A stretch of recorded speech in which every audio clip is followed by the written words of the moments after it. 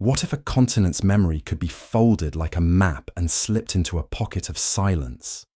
Hidden beneath soot and sleep, a name once drifted across the old atlases. Tartary, fading like ink, washed by rain. Imagine streets whose first floors became basements. Doorways, half asleep, under a crust of earth. As if the city had exhaled and settled lower in the night. Listen. The brick remembers a higher horizon. The window remembers sky. If history is tide, then somewhere a low wave is still retreating. Follow the glimmer it leaves on stone. Walk softly. Something vast lies buried, and it is listening. There are maps that do not speak, and there are maps that whisper. In the quiet glow of candlelight, the parchment breathes with a kind of memory. The kind that cannot be rewritten, only concealed. Across these faded sheets, the word Tartary drifts like a phantom continent. Russian Tartary, Chinese Tartary, independent Tartary. Each one drawn with elegant certainty, as if its existence was never in question. And yet, by the 19th century, it was gone. As though the cartographers themselves had fallen asleep and dreamed a different world. When you look closely, the ink trembles. The coastlines blur like half-forgotten songs. Cities you have never heard of gleam for a moment, then dissolve under your gaze. It is not the absence that disturbs. It is the precision with which that absence has been carved. For something to vanish so cleanly, there must have been hands guiding the erasure, hands patient enough to sand the centuries smooth. In old libraries, between the smell of dust and iron gall ink, you might still find them. Atlases bound in dark leather, their spines cracked from too much time. The pages carry the fingerprints of forgotten scholars, the trace of a world where Tartary stood shoulder to shoulder with empires now beyond dispute. How did they draw those borders with such confidence? What histories filled the margins before they were scraped away? The silence between the names is the loudest thing on the page. Scholars of our time will tell you it was a mislabeling, a catch-all term for the unknown expanse beyond Moscow's reach. They speak with certainty, as if uncertainty itself were a crime. Yet the more they explain, the more the explanation frays. If Tartary was a mistake, why was it repeated by so many hands, over so many years, across so many tongues? Why does the same word appear in English, French, Italian, even Ottoman charts, all describing something vast and unified? A phantom this consistent should have vanished in confusion, not consensus. Perhaps it was a placeholder for a world not meant to be named. Perhaps the cartographers drew what they were told to draw, their compasses tracing orders rather than coastlines. Or perhaps, somewhere between myth and memory, there truly was a kingdom that stretched across the heart of Asia, its rivers threading through mountains that no longer exist, its cities now buried under layers of other people's history. Picture the moment when the erasure began. The year is 1801. A new atlas is printed in London, neat, modern, clinical. The bold letters Tartaria are gone. In their place, the familiar divisions of empire, Russia, China, Mongolia, Siberia, the great unknown reduced to manageable parts.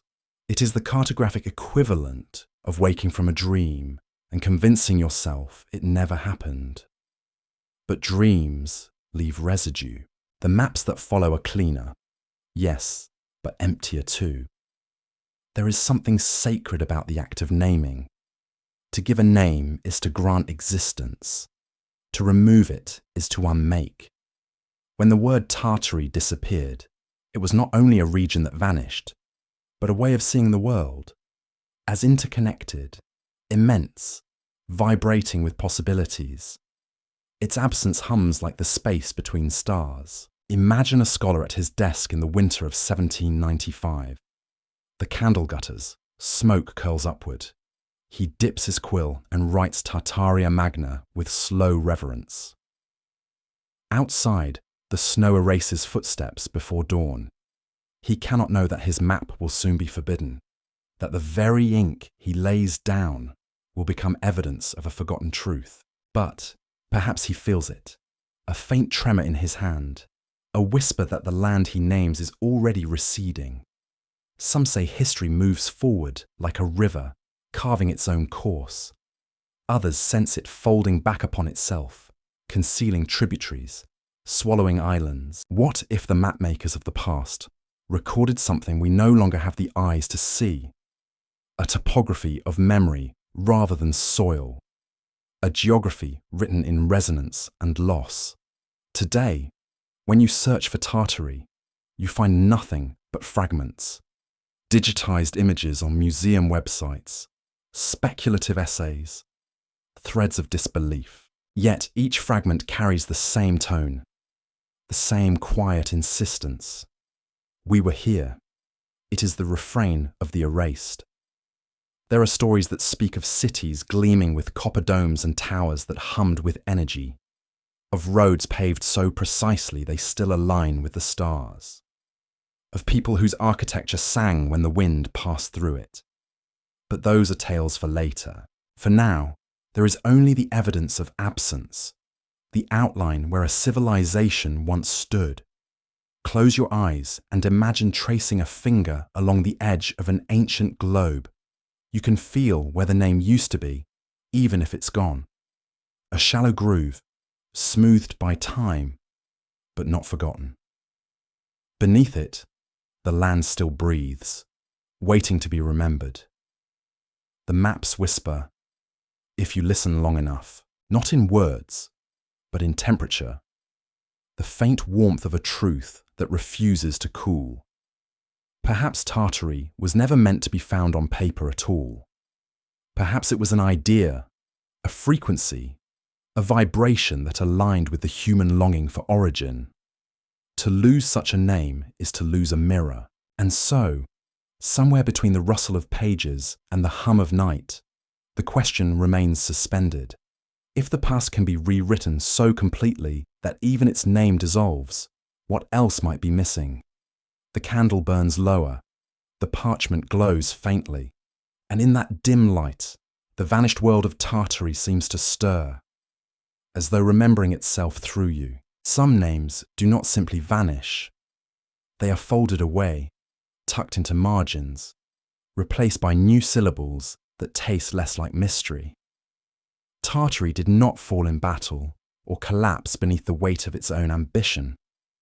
It faded like a language abandoned by those who once spoke it in their sleep. Somewhere between the 18th and 19th centuries, a quiet amnesia spread across maps and minds alike.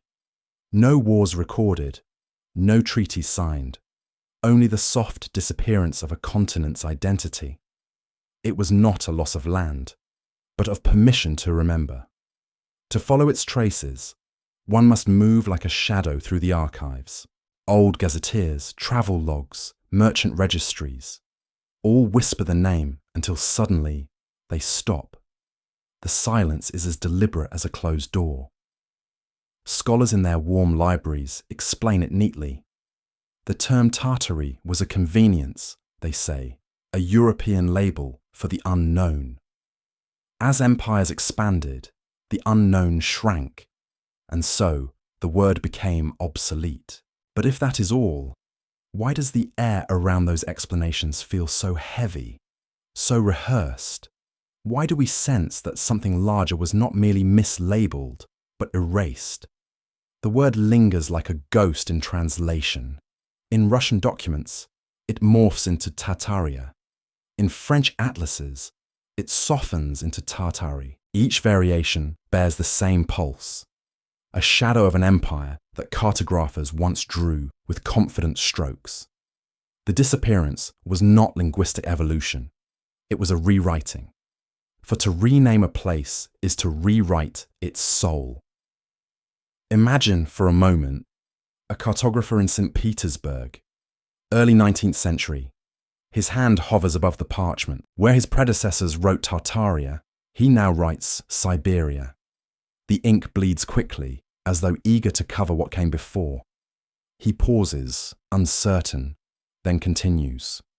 A continent is redrawn in silence. Somewhere, perhaps far to the east, a city that once bore the crest of Tartary still stands beneath snow and silence, its towers nameless, its history quarantined behind new words. It is tempting to believe in accident, in the slow drift of academic consensus, but the patterns betray intent. The old maps were not simply updated, they were restructured, standardized, purged of anomalies. The moment the printing presses of the 19th century roared to life, the first thing they erased was ambiguity. It is the mark of every empire. To control the past is to control the map, and to control the map is to claim the world. Yet what kind of empire needs to unname what no longer exists? Unless, of course, it does still exist, in ways we are not meant to see. There are legends of regions sealed off, of catacombs that hold inscriptions in languages no scholar recognizes. Old Siberian folklore speaks of white cities beneath the frost, their doors sealed by wind. When explorers returned from those territories, their journals were brief, their eyes hollow. They wrote of endless plains, of silence so deep it rang in their ears. The official records speak only of snow. Somewhere in those blank spaces, perhaps, lies the echo of Tartary. The erasure was too perfect to be organic. The timing too aligned with industrial expansion, colonial redrawing, the feverish drive to catalogue and own.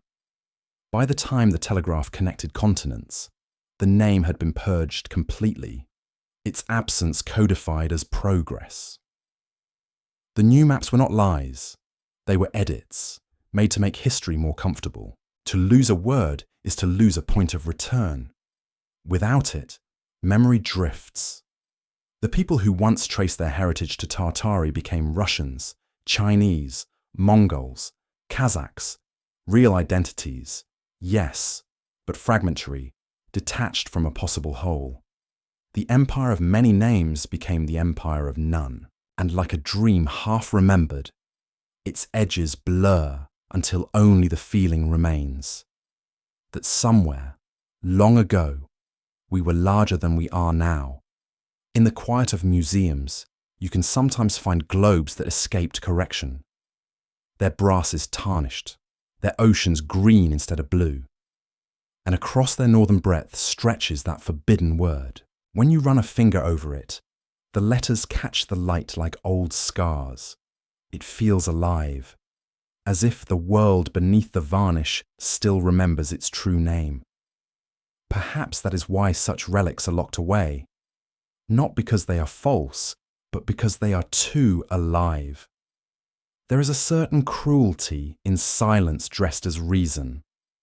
The narrative of cartographic error soothes curiosity, but dulls wonder. It asks us not to look too closely, to accept that the ancients exaggerated, that myth and fact are incompatible. But every civilization has built its myths upon truth's bones. When the word Tartary was removed, so too was the permission to ask why. Somewhere, between the lines of empire and enlightenment, a choice was made. To flatten the past into something measurable. The sprawling golden uncertainty of the world was replaced with grids and coordinates. The heart of mystery was excised, and the wound labelled progress. Yet, even now, the scar hums. When the wind moves over the Ural Mountains, when the tundra breathes beneath its frost, something nameless stirs. If you listen long enough, you may hear it. Not in words, but in vibration, a pulse beneath the static of history. Perhaps it is the echo of those who refuse to forget, or the memory of towers once crowned with copper domes, resonating like tuning forks in the cold air. The sound is faint but insistent. It asks no belief, only listening. And maybe after all, the disappearance of Tartary is not a story about conspiracy or deceit, but about forgetting, about how easily we surrender the unknown for the comfort of order. Yet, as every dreamer knows, what is buried does not always sleep. In the spaces where maps fall silent, imagination begins to rebuild what ink once concealed. A whisper persists. A question, small but unyielding. Who decided what we no longer needed to remember?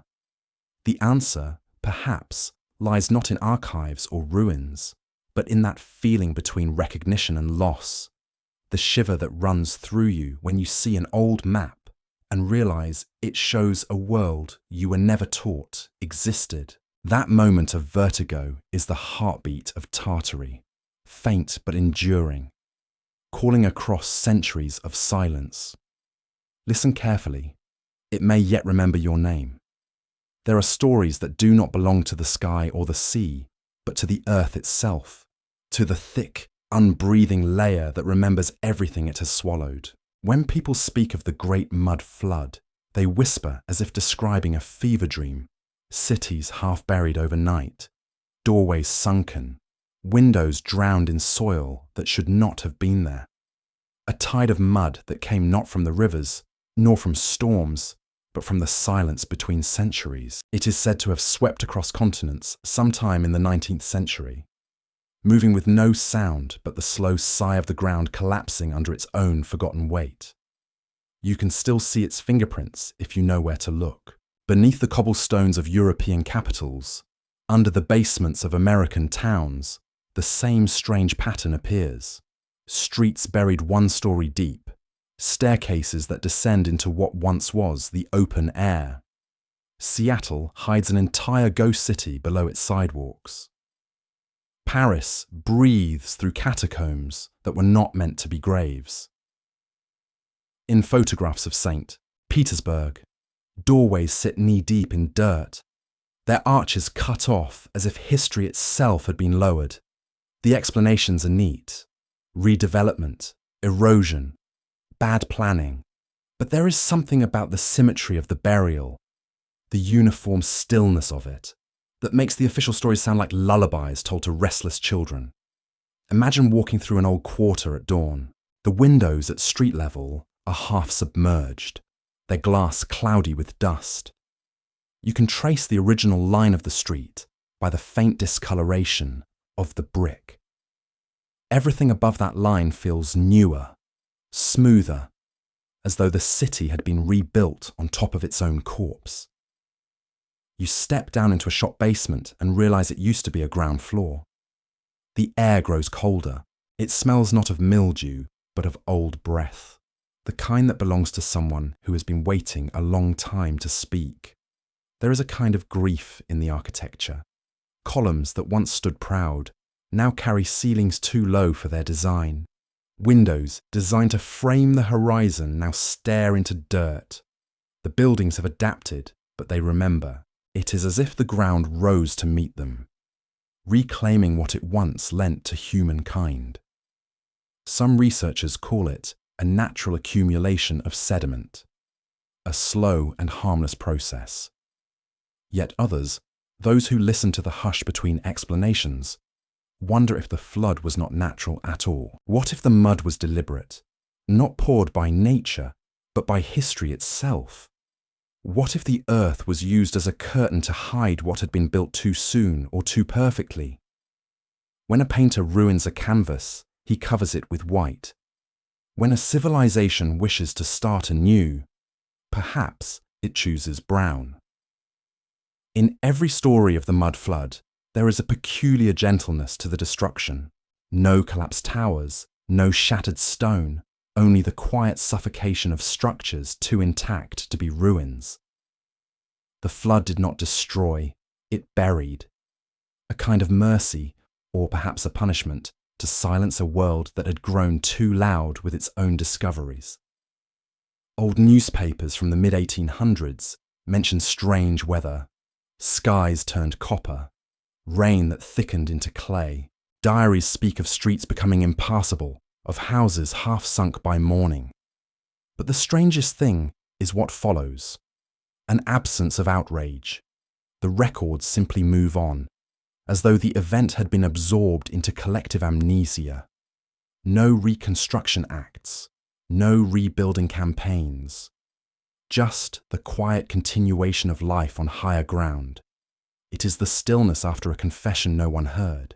Consider the possibility that the mud was not the result of storm or earthquake, but of something deeper, older, an exhaustion in the bones of the world. If humanity had built too close to an ancient resonance, structures that sang with frequencies the earth could no longer tolerate, perhaps the soil responded, a pulse of self-defense, a slow blanket of silence. The towers of Tartary, they say, were instruments as much as buildings. When they fell silent, the earth exhaled and covered them, like a mother shushing a restless child. There are ruins now that fit too neatly into this shape of forgetting.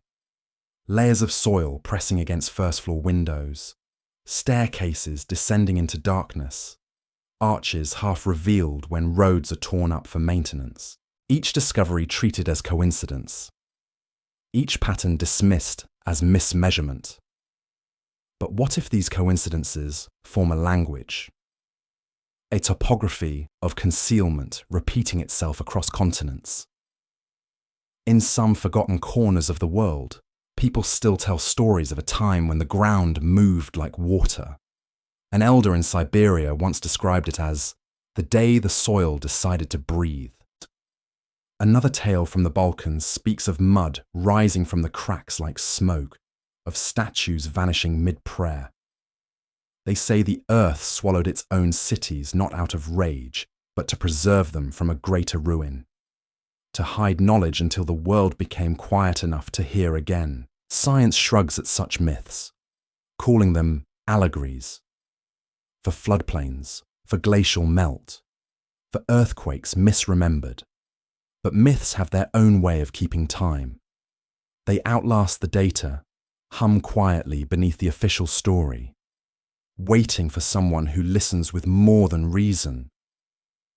In that hum, there is the memory of weight, the weight of mud on marble, of silence over stone. Perhaps the mud flood is not a mystery to be solved, but a mirror held up to our own selective memory. We too bury what we cannot face. We pave over our ruins and call them progress, build new skylines on top of ancient griefs. The earth is only following our example. Stand in any city long enough and you will feel it. The double heartbeat beneath your feet. One belongs to the present, pulsing with electricity, glass, and movement. The other is slower, deeper, an echo from below. That lower pulse is the rhythm of what was buried, still alive in sleep. If you lean close to the cracks between stones, you can almost hear it whispering in a language made of breath and clay. And perhaps that whisper is not mourning, but patience, for nothing buried stays silent forever. The mud is only a pause, a long inhalation before the memory of Tartary exhales once more. One day, the earth might loosen its hold, and the hidden doorways will open again, not into the past, but into the reflection of everything we forgot to see. Until then, the ground waits, and we walk above it, unaware that the streets we call new were paved over the roofs of the world that came before. Beneath the glass towers of the modern world lies a second landscape, one that does not sleep, but merely waits. It is the underworld of the built environment, the forgotten floors, the sealed archways, the buried doorsteps that lead nowhere. To descend into these layers is to fall through time itself.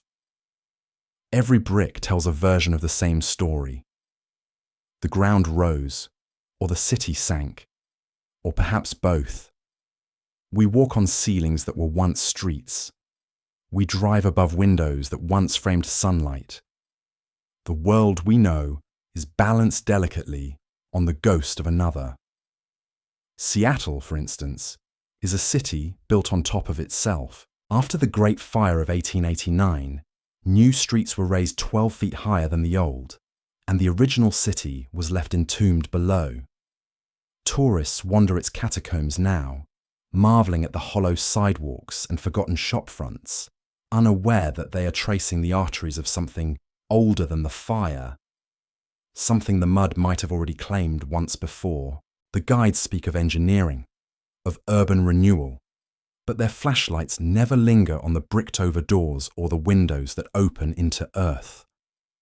They do not mention how eerily intact those rooms remain, as though waiting for the air to turn back into sky. In New York, under the labyrinth of subways, tunnels snake towards sealed chambers, where older tracks and vaulted corridors whisper of a different century. During construction in the early 1900s, workers unearthed staircases that led up into soil and iron gates that opened to nothing. Newspapers at the time called it inexplicable, then quickly lost interest. London has its hidden stations, Paris its catacombs, Rome its layers stacked like sediment of human intention. Each city a palimpsest of ambition and forgetfulness, its foundations an archive of erased realities. Walk the back streets of Prague, and you will notice doors that start halfway up a wall, windows that peer just above the pavement, as if embarrassed by how much ground has risen to meet them. In St. Petersburg, whole boulevards are built over what locals call podvali, cellars that are not cellars at all, but the original streets of an older world. Some say the builders simply adapted to flooding, others that they were forced to seal what could not be understood. There are rumours of architects ordered to design over something ancient, something that hummed faintly when touched. The official records are quiet about it, as official records often are. What is it about these buried levels that unsettles us so? Perhaps it is because they invert the order of memory. We expect the past to lie behind us, not beneath. Yet here, the past is literally underfoot, pressing upward like a slow breath. When we walk across polished floors and gleaming asphalt, we are treading on rooftops. The cities are graves that never admitted what they were burying. Architectural historians will point to natural subsidence, to deliberate elevation projects designed to prevent floods, to centuries of rebuilding upon ruins. But these explanations, while true in pieces, never account for the sameness of the pattern, the eerie consistency of depth, the global rhythm of descent. Could it be that something larger shaped this architecture of concealment? The mud flood theorists believe so, that a vast, synchronized event reset the surface of civilization, leaving its older layers intact but sealed, like insects in amber. Step into one of these underworlds, and you will feel the truth more than see it. The air thickens, the light flattens. Sound behaves differently here. It does not echo so much as fold in on itself. The walls hold the temperature of memory, cool, unmoving, eternal.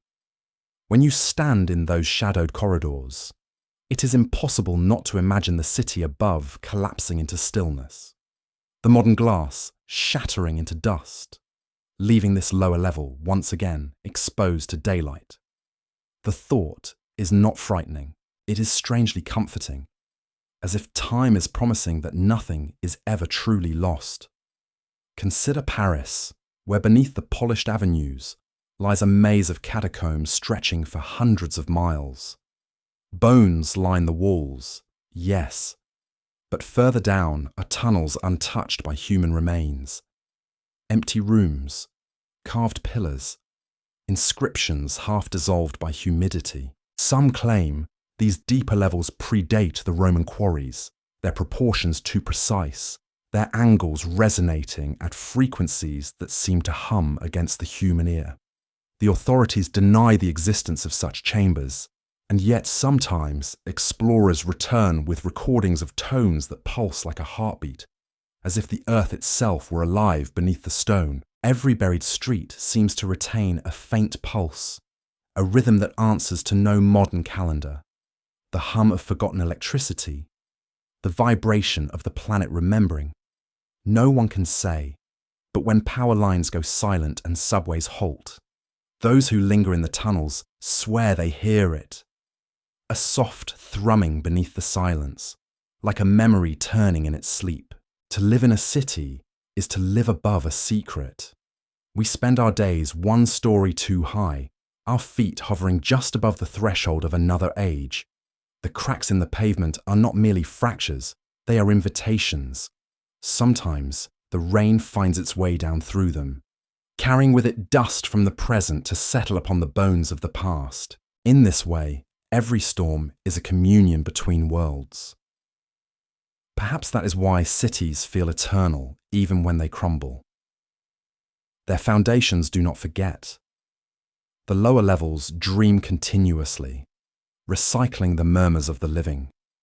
When night falls and the streets empty, it is said that the two layers exchange breath, the buried and the visible, the old and the new. The air grows heavy for a moment, and then, as if nothing happened, the city exhales. It is a quiet covenant between what was and what is. We build higher, faster, brighter, but the ground beneath remains the patient witness. Every new construction is a confession, every skyscraper an act of denial. Yet no matter how high we climb, the old streets remain, aligned beneath our footsteps like veins under skin. If you stand still long enough on a deserted street, you might feel it, the faint shift beneath, the low ache of memory pressing upward.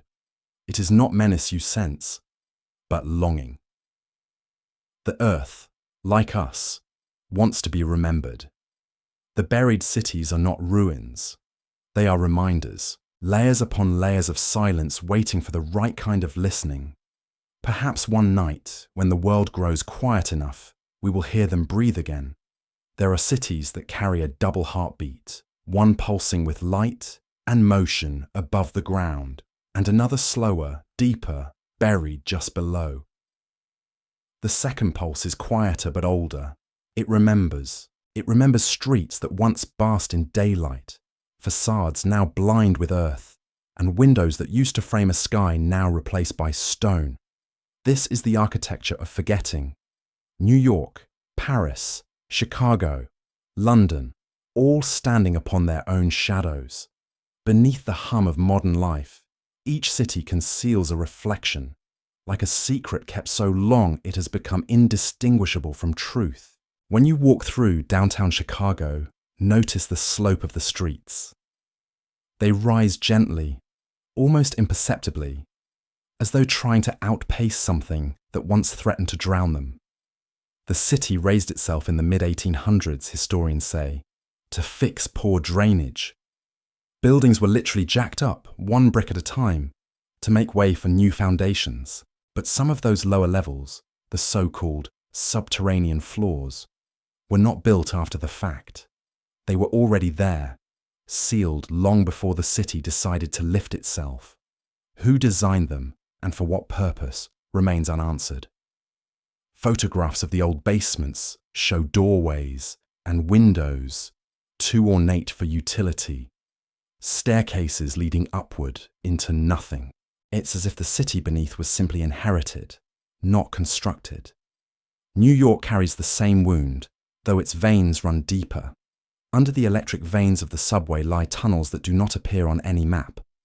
Corridors bricked over, platforms that face walls. When workers extend the train lines, they sometimes break into vast chambers filled with dust and silence, the remnants of a civilization measured in forgotten footsteps.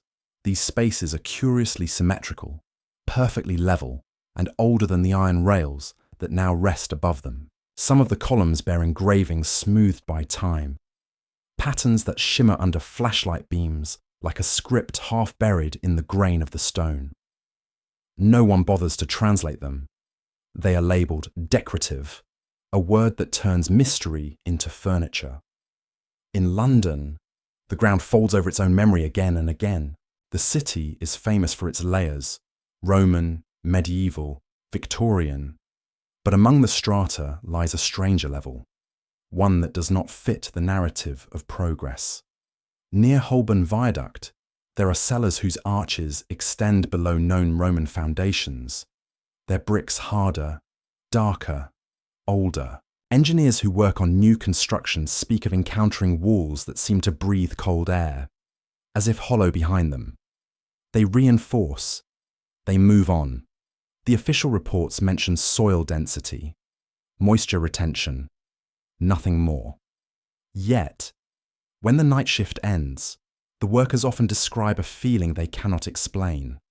A low vibration, like standing beside a giant sleeping heart. Paris hides its truths elegantly. The catacombs lure tourists with bones. But deeper still lie streets frozen in time.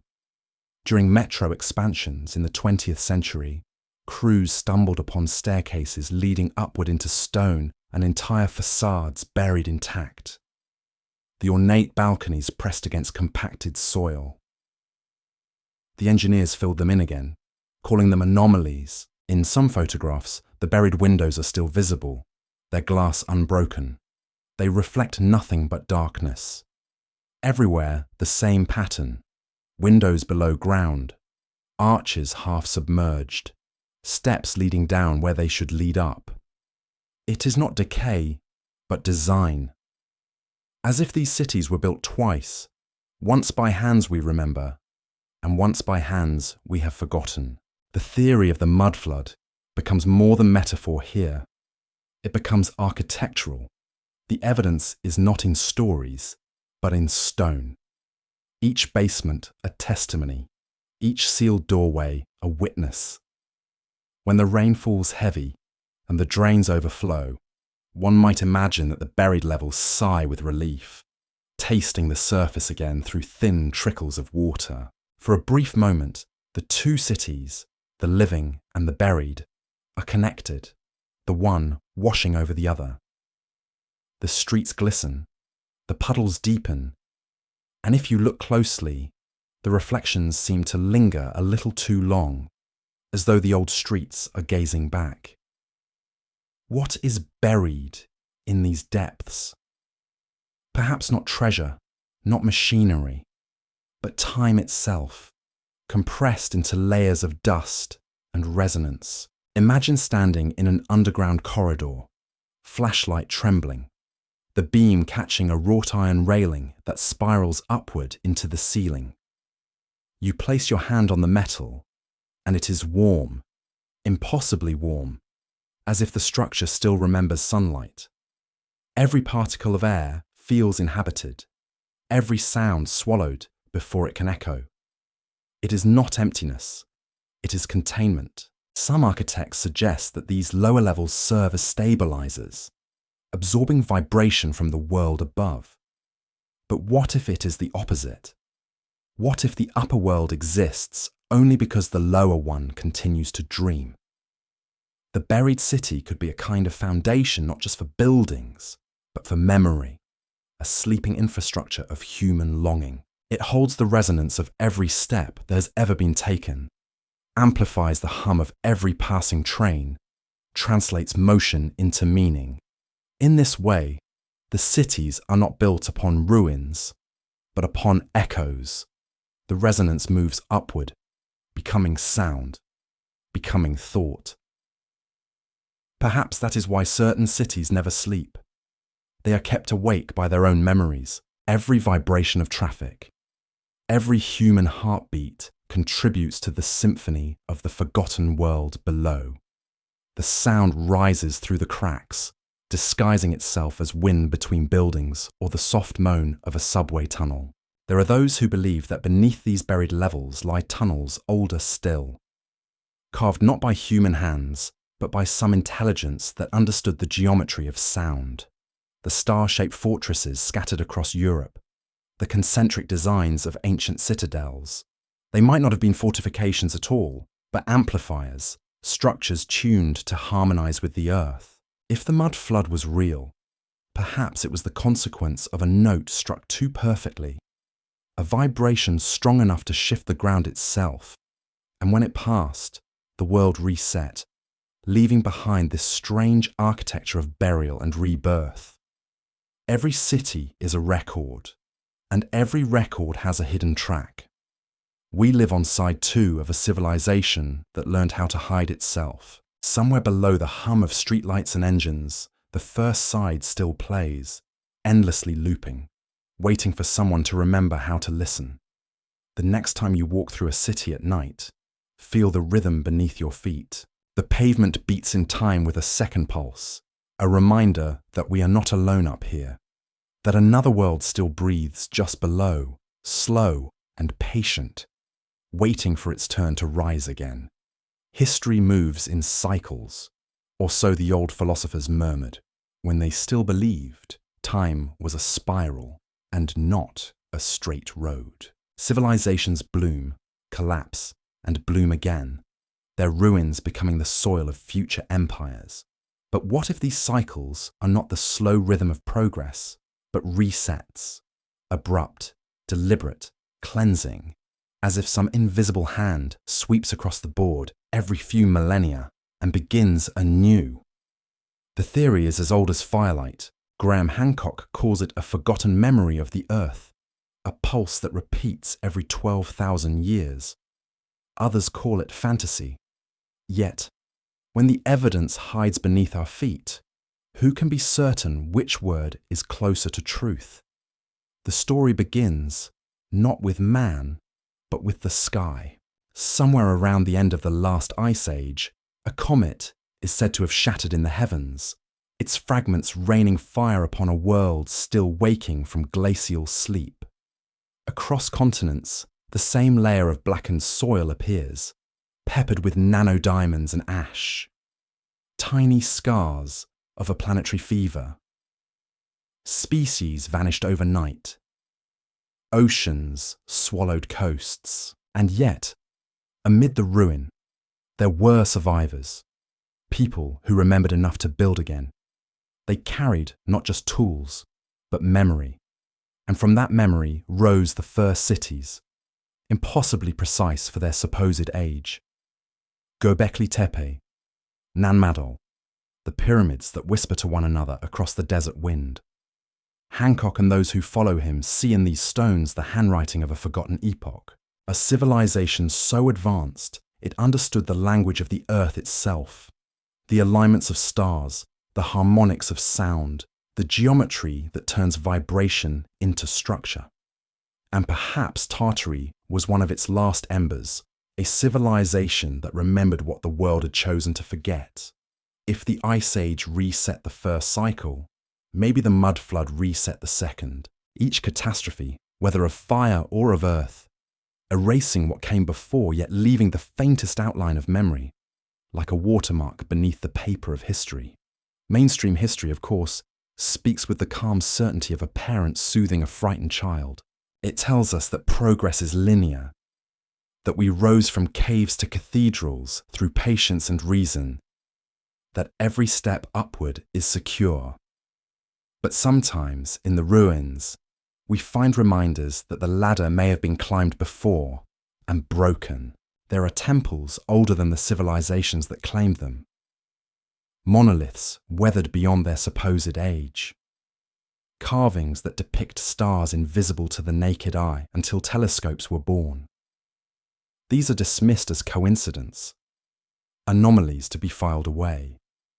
But the earth does not keep coincidences. It keeps patterns. Imagine history not as a line, but as a heartbeat. Each rise and fall a contraction, each silence between civilizations a pause before the next pulse.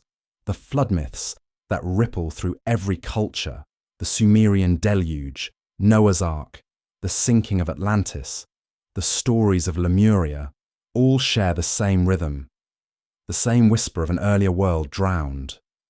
Tartary fits into this sequence like the last note of a familiar song, a civilization erased not by time, but by synchronization, as if the reset had struck again, gentle yet final, sealing its cities beneath a quiet tide of mud. Some skeptics argue that these repetitions are the result of human imagination, that we cannot resist the poetry of loss. But perhaps imagination is memory speaking in disguise, the resonance between myths, between ruins, between inexplicable alignments of architecture, feels less like invention and more like remembrance. Even the maps that once bore the name Tartari follow this rhythm. They vanish just as the Industrial Revolution begins, as though history itself were instructed to start over, to rebuild from a clean slate. There are moments when science and myth overlap, and in that overlap, something luminous appears. The Younger Dryas boundary, with its cometary fragments, marks the physical evidence of a world reset by cosmic fire, but the mud flood marks a subtler, slower extinction, one of culture, of continuity, of language. Perhaps it was not fire this time, but silence that did the erasing. Civilization did not burn. It was buried, gently, systematically, until even the memory of its sound was gone. If we accept that the earth resets itself, then we must also accept that memory is an act of resistance. Each ruin, each forbidden theory, each whisper about Tartary becomes a pulse in the body of remembrance. The storytellers of old spoke of world ages, each ending with a cleansing. The Mayans called them suns. The Hindus called them yugas. In every tradition, humanity is reborn, but not entirely new. Traces of the old world remain, guiding the next. Tartary could be one of those traces, a remnant of the fourth sun, or perhaps the fifth, caught between forgetting and return. Picture it, a civilization that inherited the architecture of sound from Atlantis, the astronomical precision of Egypt, the engineering resonance of Sumer, and the sacred geometry of the East. Imagine it surviving quietly in the cold heart of Asia, while the rest of the world slumbered, its towers resonating with the Schumann frequency of the planet, its energy drawn not from coal or steam, but from the natural hum of the earth, too harmonious perhaps, too free for the coming industrial order. If such a world existed, its disappearance would not be accidental, it would be necessary. To begin a new age, the old must first be buried, and so the reset came again, not with fire this time, but with mud, as though the planet exhaled centuries of dust in a single sigh. The towers were silenced, the domes drowned, the maps redrawn. The survivors, if there were any, adapted, forgot, began to rebuild. The memory of resonance faded, replaced by the hum of machines. Yet in the faint vibration of every cathedral, every ancient wall, something remains, a frequency waiting to be heard again. It is easy to dismiss such thoughts as dreams, but dreams have a way of seeding reality. They remind us that progress is fragile, that the ground beneath our feet has shifted before and will shift again. The next reset need not be catastrophic. It may already be happening, in our forgetting, in the soft erasure of mystery from our collective memory. Perhaps the true catastrophe is not destruction but amnesia. Listen closely and you can still hear it. The low, steady beat beneath history's static. It sounds like thunder, or breath, or the turning of pages. It is the sound of the next cycle forming, somewhere just beyond the horizon of knowledge. One day, when the world grows too loud again, the rhythm will pause, and silence will fall like mud. Then, as always, something new will rise, built upon the bones of what we refuse to remember. The question is not whether the reset will come, but whether, this time, we will notice before the ink dries. Across continents, a strange geometry repeats itself. Temples too large for their doors, archways taller than reason, staircases that seem built for giants. It is as though the architects of an older world designed their cities not for human proportion, but for something grander. Beings who walked with slower grace and longer shadows. The remnants of Tartary, if they exist, may not lie in maps or chronicles, but in these impossibly scale structures, scattered like broken instruments across the world. Their silence hums with an old resonance, a kind of music that has outlived its musicians. Walk through the courtyards of St. Petersburg or the vast boulevards of Samarkand, and you will feel it, the dissonance between size and sense. Columns thick as redwoods rise to support ceilings 40 feet above the ground. Doorways swallow a person whole, frames towering high enough to admit not men, but myths. Even in forgotten provincial towns, government buildings from the 1700s or 1800s seem absurdly tall, their entrances 3 times the height of an average human. What were they expecting to walk through those doors? The official answer is style, Baroque grandeur, imperial vanity. Yet across nations, across empires, the same proportional error persists. Beauty can explain elegance, but not scale. Some theorists whisper that these are relics of a race now vanished. The giants, the first architects, whose civilization fell beneath the same flood of mud that erased Tartary. Others say the buildings were designed for energetic efficiency, not aesthetics. That the vast ceilings, domes, and columns were tuned to amplify sound or frequency, not to house people. In this view, a palace was not merely a palace, but a resonator, a machine built from harmony. The scale, then, was not an indulgence, but a necessity. Only great height could allow the waves to gather, echo, and return power to the earth. Consider the grand theatres of Europe with their domed ceilings and oval layouts, or the ancient mosques of Central Asia, whose minarets align with constellations. Their acoustics are near perfect, their geometry precise to fractions of degrees. They whisper when you stand at their centre, and the whisper travels in circles until it dissolves into itself. Modern engineers study these phenomena and call them marvels of coincidence. Yet coincidence rarely measures in millimeters. In Prague, an engineer once recorded a low-frequency vibration under the old town hall during a midnight storm. The instruments registered a tone too deep for human hearing, resonating exactly with the Schumann frequency of the planet, 7.83 Hz. He called it interference. Others might call it memory. For if these buildings were indeed instruments of the earth, perhaps they still hum, long after their players have gone. The giants themselves, the supposed inhabitants of these great halls, are an idea both absurd and strangely consistent. From Norse mythology to Native American legend, from the Hebrew Nephilim to the Titans of Greece, every culture carries a memory of taller beings who walked among men. Skeptics label them allegories, symbols of power or hubris. But even in archaeological records, we find echoes: bones too large, tools too heavy, doorframes too vast. The Smithsonian once catalogued anomalous skeletons, 8 or 9 feet tall, before quietly reclassifying them as measurement errors. One might dismiss such tales if they occurred once or twice. But the pattern, like a footprint too wide to ignore, keeps reappearing. Still, let us be cautious. The purpose is not to prove, but to feel the shape of the question.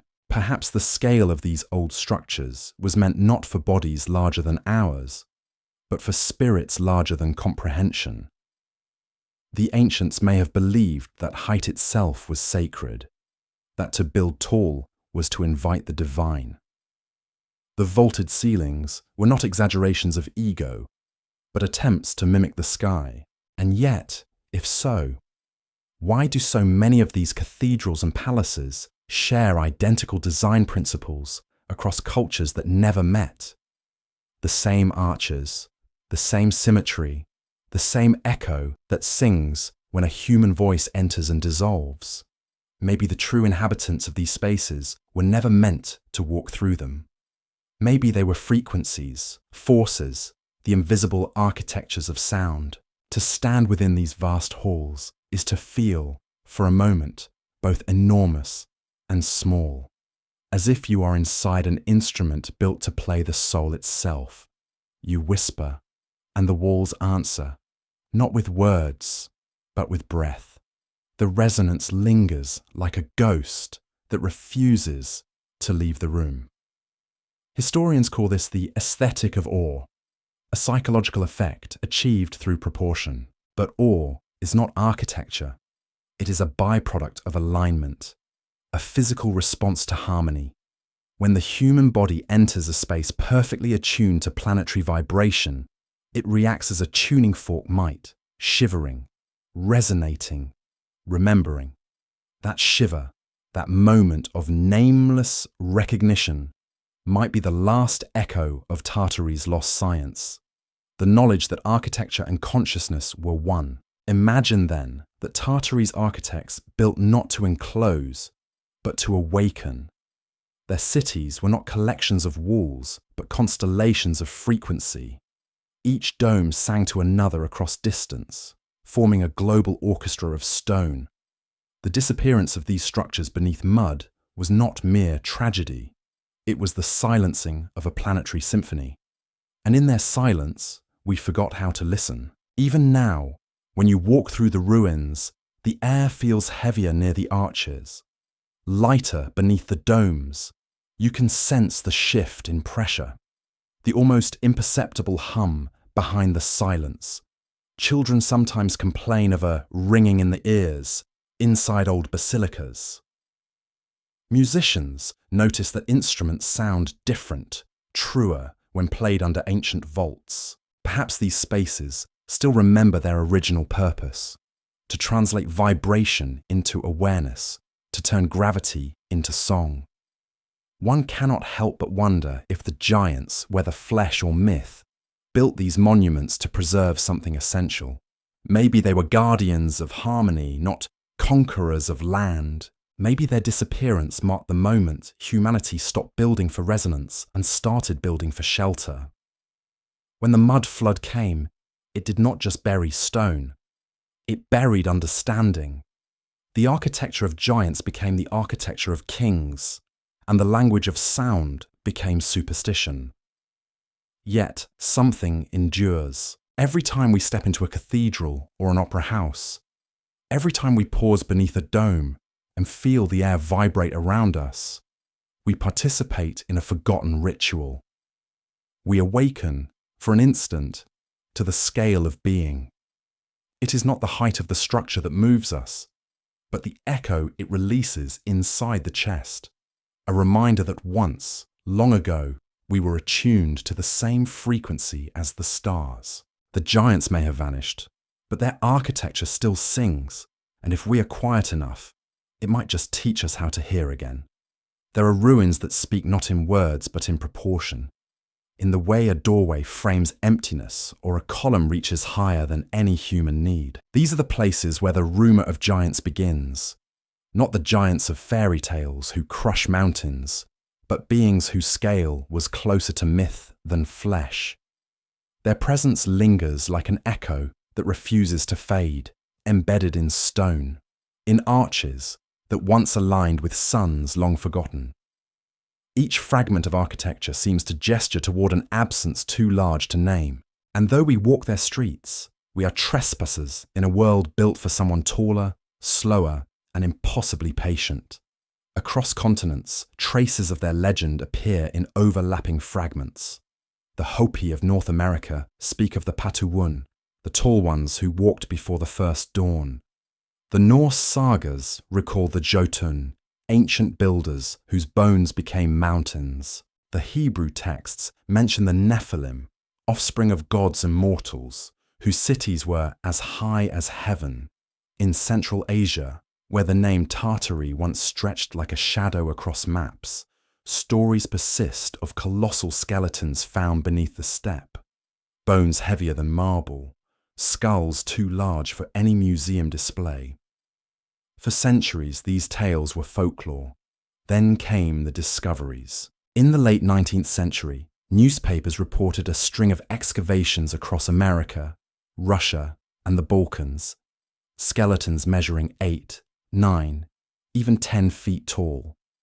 Many were dismissed as exaggerations, mismeasurements, or hoaxes. The Smithsonian received several such remains and promptly declared them inconsistent with human anatomy, sealing them away in storage that has since disappeared.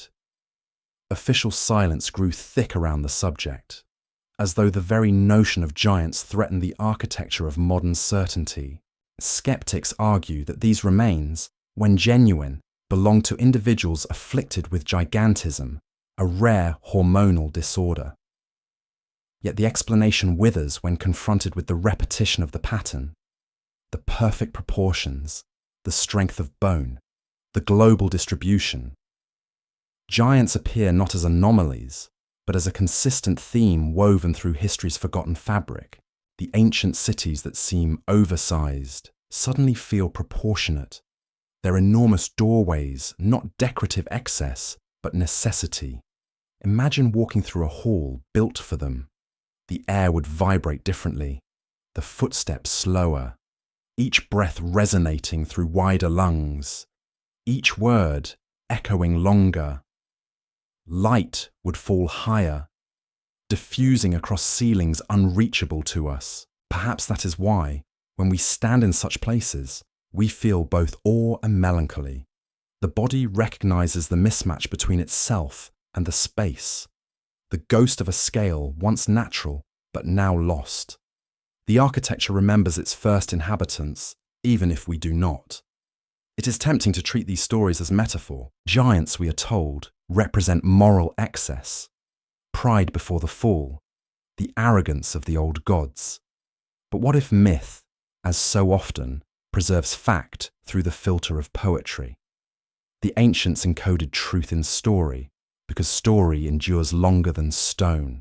When they spoke of titans, of the tall ones, who shaped mountains and built towers, perhaps they were recalling a species, cousins, not monsters, whose civilization predated our own. The mud flood that swallowed Tartary may have buried not just cities, but their bones, their memory, their entire lineage. There are accounts, obscure, unverified, yet persistent, of mummified remains in the deserts of Mongolia, sealed upright within crystalline chambers. The locals call them the sleeping teachers. In one version, their hearts were replaced with metallic orbs that hummed softly when exposed to light. In another, their eyes had turned translucent, reflecting stars even underground. The scientists who sought to study them vanished into bureaucracy. The coordinates were lost. It sounds like myth because myth is what remains when fact is forbidden. But perhaps the truth is subtler. Perhaps the giants never left. Perhaps they diminished. A species adapting downward, shrinking through generations, losing height as one might lose a memory. If the flood was not water, but mud, thick, suffocating, filled with minerals and decay, it could have poisoned bloodlines, forced survival through transformation. We then are the descendants of the tall ones, haunted by the echo of our own former stature. The longing we feel in vast cathedrals, the instinct to build high and look upward, might be an inherited ache, the ghost of vertical memory. In myths, giants fall to hubris. They reach for heaven. They defy the gods. They crumble beneath their own height. It is a story humans tell when they begin to forget what they once were. The fall of the Nephilim, the battles of the Titans, the war between sky and earth, all carry the same quiet confession. We were greater once, and something took that greatness from us. What followed was a long age of forgetting, in which the builders of resonance became the builders of stone. When the great structures of Tartary sank beneath the mud, perhaps the last of the tall ones disappeared with them.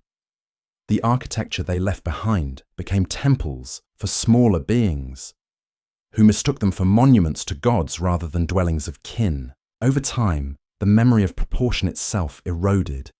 The world grew smaller, ceilings lowered, steps shortened. Humanity learned comfort, but lost magnificence. The heavens moved further away, yet, even now, traces remain. The colossal tools in museums labelled ceremonial, the shoes of impossible size found in collapsed tunnels, the oral histories of tribes who swear their ancestors once looked the sun in the eye. In the mountains of Afghanistan, there are rumours among soldiers of enormous skeletons unearthed after landslides, promptly reburied by command. Always the same pattern: discovery, denial, disappearance. It is easy to scoff. The idea of giants belongs to dreams, but dreams too are archives. In that half-light between waking and sleep, our inner architecture remembers. The spine straightens, the lungs expand, the body imagines what it once meant to stand closer to the stars. That longing, that inexplicable nostalgia for immensity, may be the truest evidence of all. So perhaps the giants were not gods, nor myths, but memory itself, living symbols of scale, reminders that existence once reached further upward. Their extinction is our contraction, their silence, our amnesia. But the bones remain somewhere, beneath the mud, beneath the cathedrals that still hum their frequency. And when you stand in those ancient halls and whisper a word, you may feel it travel farther than sound should go, as though something huge and patient is listening below, waiting to remember you in return. Across the old continents, scattered like pieces of a broken compass, lie the remnants of strange fortresses, structures shaped like stars, their walls unfolding in geometric precision as if sketched by celestial hands. From the frozen coastlines of Finland to the jungles of Indonesia, from Malta to Mexico, they appear again and again, bastions with perfect symmetry, radiating energy outward like frozen echoes of light. Historians call them star forts, military defences of the early modern age. But their geometry tells a different story, one that hums beneath the surface, one that speaks not of war, but of resonance. To look upon one from above is to feel disoriented. The human eye seeks chaos, imperfection, decay. Yet the lines of these star-shaped citadels defy randomness. Every angle, every trench, every bastion aligns with a quiet precision that feels almost musical. Some were built centuries apart and thousands of miles distant, yet they share a single design language, as if every builder had studied from the same invisible blueprint. Officially, the explanation is simple: practicality. The star pattern allowed defenders to cover every approach with cannon fire, minimizing blind spots. But then the question arises: why so many? In places where cannon never roared? Why such obsession with perfection in towns untouched by conflict?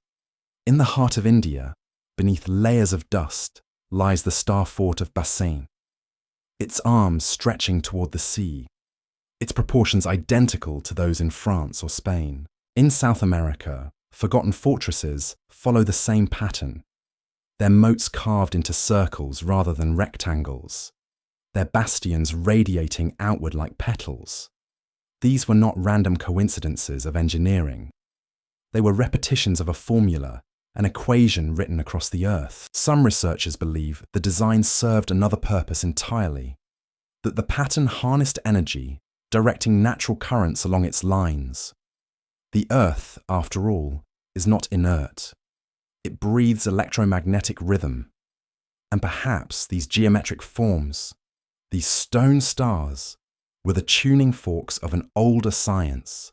The theory of geometric resonance suggests that shape itself can conduct and amplify vibration. Cathedrals, pyramids, even stone circles, each acts as a resonant cavity, translating energy from one form to another.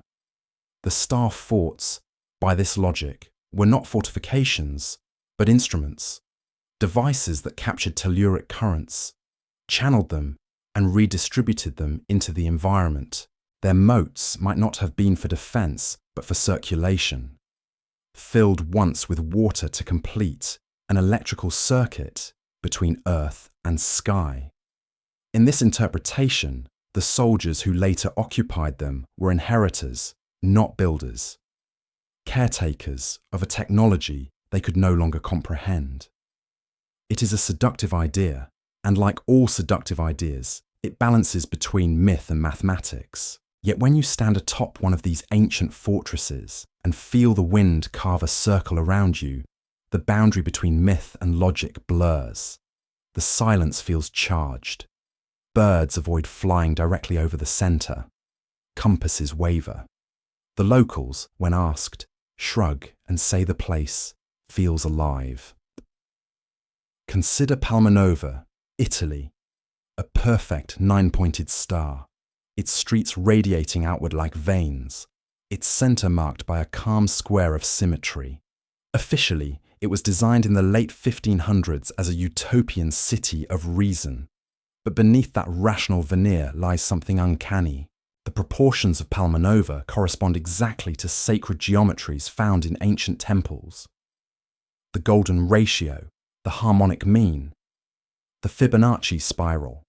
Its angles echo those of star forts in Russia, Turkey, and the Netherlands. How could so many cultures, with different languages and rulers, converge upon the same pattern at the same moment in history, unless the pattern itself was older than the empires that used it? Imagine these star forts not as cities of war, but as nodes in a forgotten network, each one harmonizing with the planet's magnetic flow. When sunlight struck their central plazas, it might have resonated through the structure, setting off vibrations that rippled invisibly through the stone. The air above them could have shimmered, the sound inaudible yet felt in the bones. If Tartary had mastered the art of resonance, perhaps these forts were part of its infrastructure, a global circuit designed to balance energy, stabilize climate, even heal the Earth's frequency. And when the mud flood came, burying the lower layers, the circuit broke.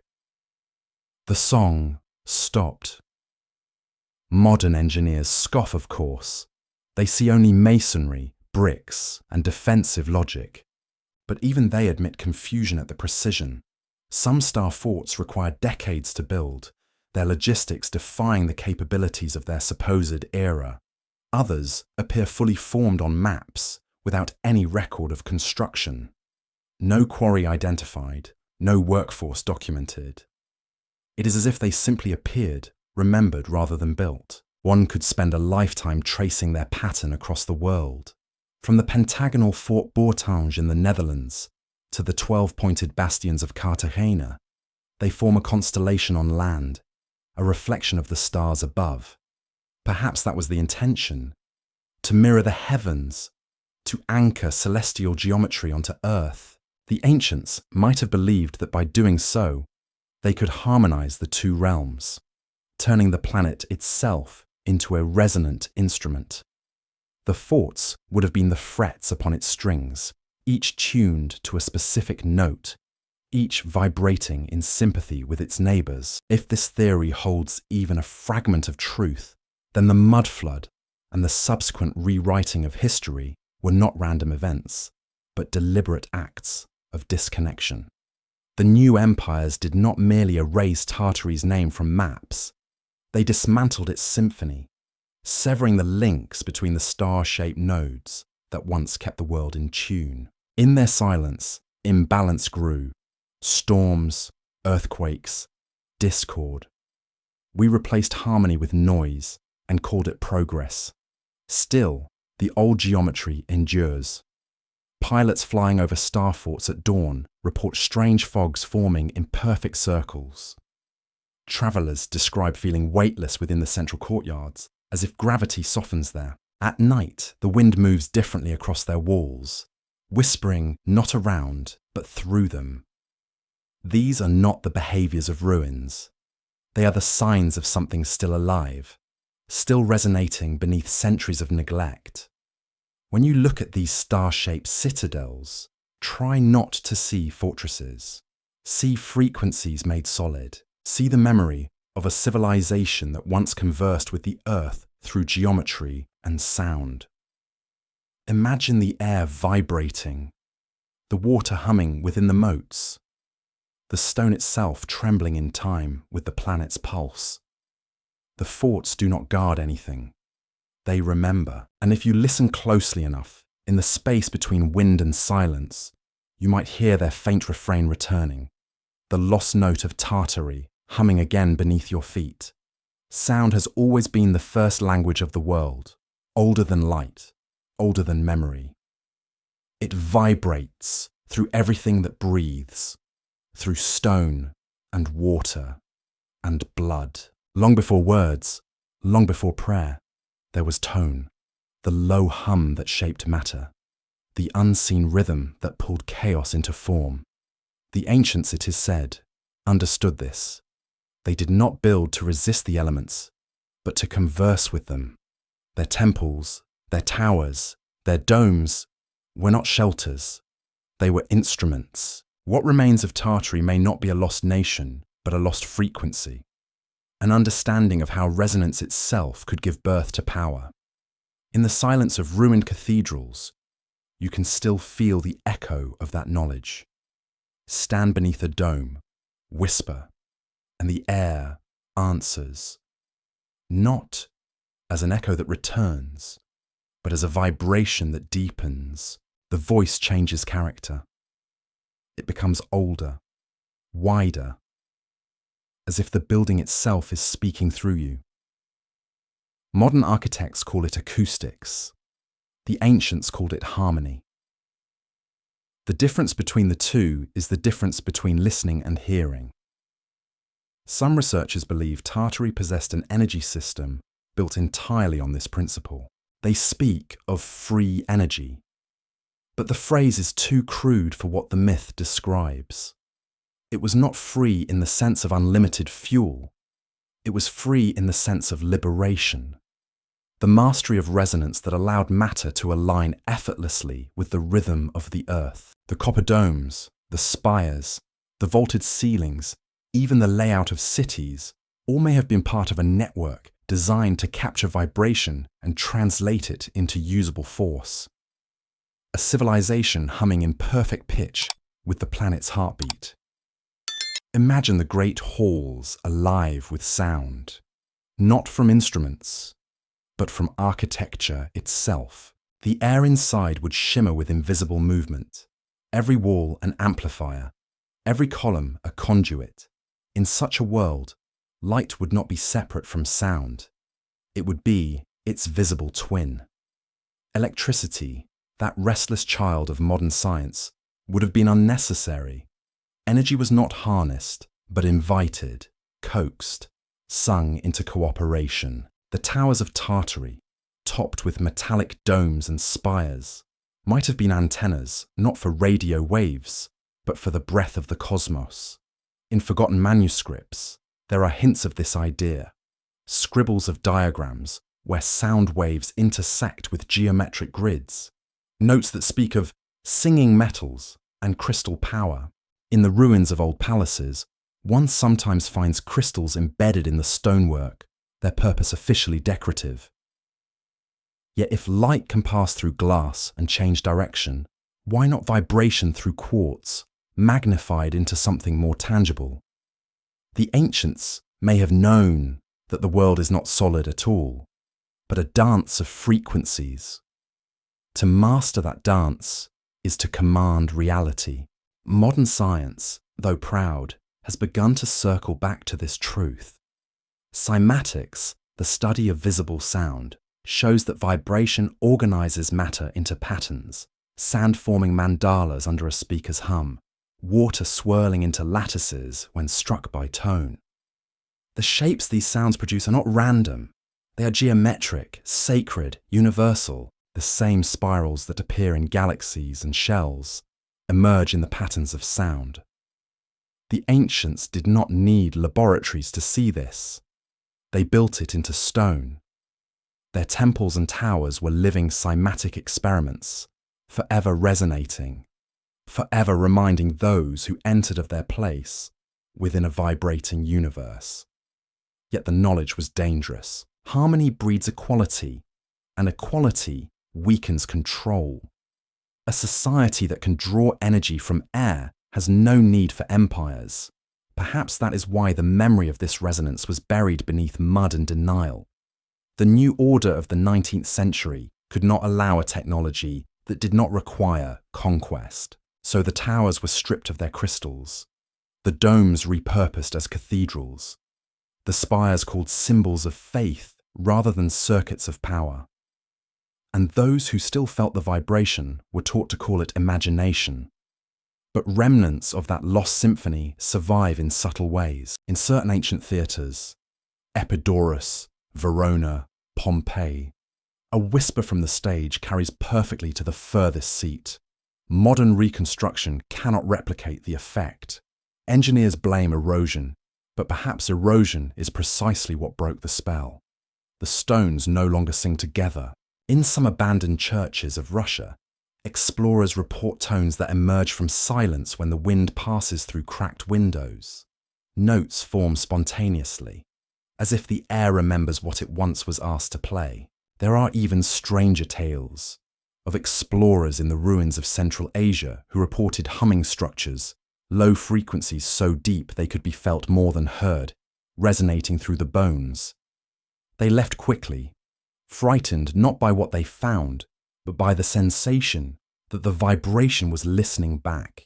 The reports were buried in minor journals, dismissed as hallucination, brought on by isolation. But isolation often reveals what noise conceals. What if this lost science was not mechanical but spiritual, an art of tuning the self to the planet? Ancient initiates might have stood within those halls to align their hearts with the world's pulse, their breath sinking to the resonance of the stones. Power, then, was not domination, but attunement. To create light, one had to become still enough to hear it first. Tartari's energy may have been collective, an entire civilization humming in synchronized consciousness, each mind a note, each city a chord. The ruins we see now, silenced, broken, misused, are the remains of that great orchestra. We have reduced its instruments to monuments, its science to superstition. Yet even stripped of their purpose, the buildings retain power. When thunder rolls across their domes, it vibrates through their bones like memory trying to wake. The sound lingers, as though the stone refuses to forget its original song. Perhaps then, the myth of Tartary is not merely about technology or conspiracy. It is a parable about forgetting the language of resonance. We replaced vibration with volume, harmony with control, but the earth still hums. Beneath every step, beneath every modern frequency, there is a tone waiting to be remembered. If one day the world grows quiet enough, if we pause long enough to listen, we may hear it again. The sound that shaped the first breath, the note that once held heaven and earth in perfect accord. And when that sound returns, perhaps it will not be invention or discovery, but recollection, a memory resurfacing from the depths, singing us back into harmony with what we were always meant to be. It begins with a spark, an invisible breath moving through copper and air. For a brief instant, light behaves like memory, and memory behaves like lightning.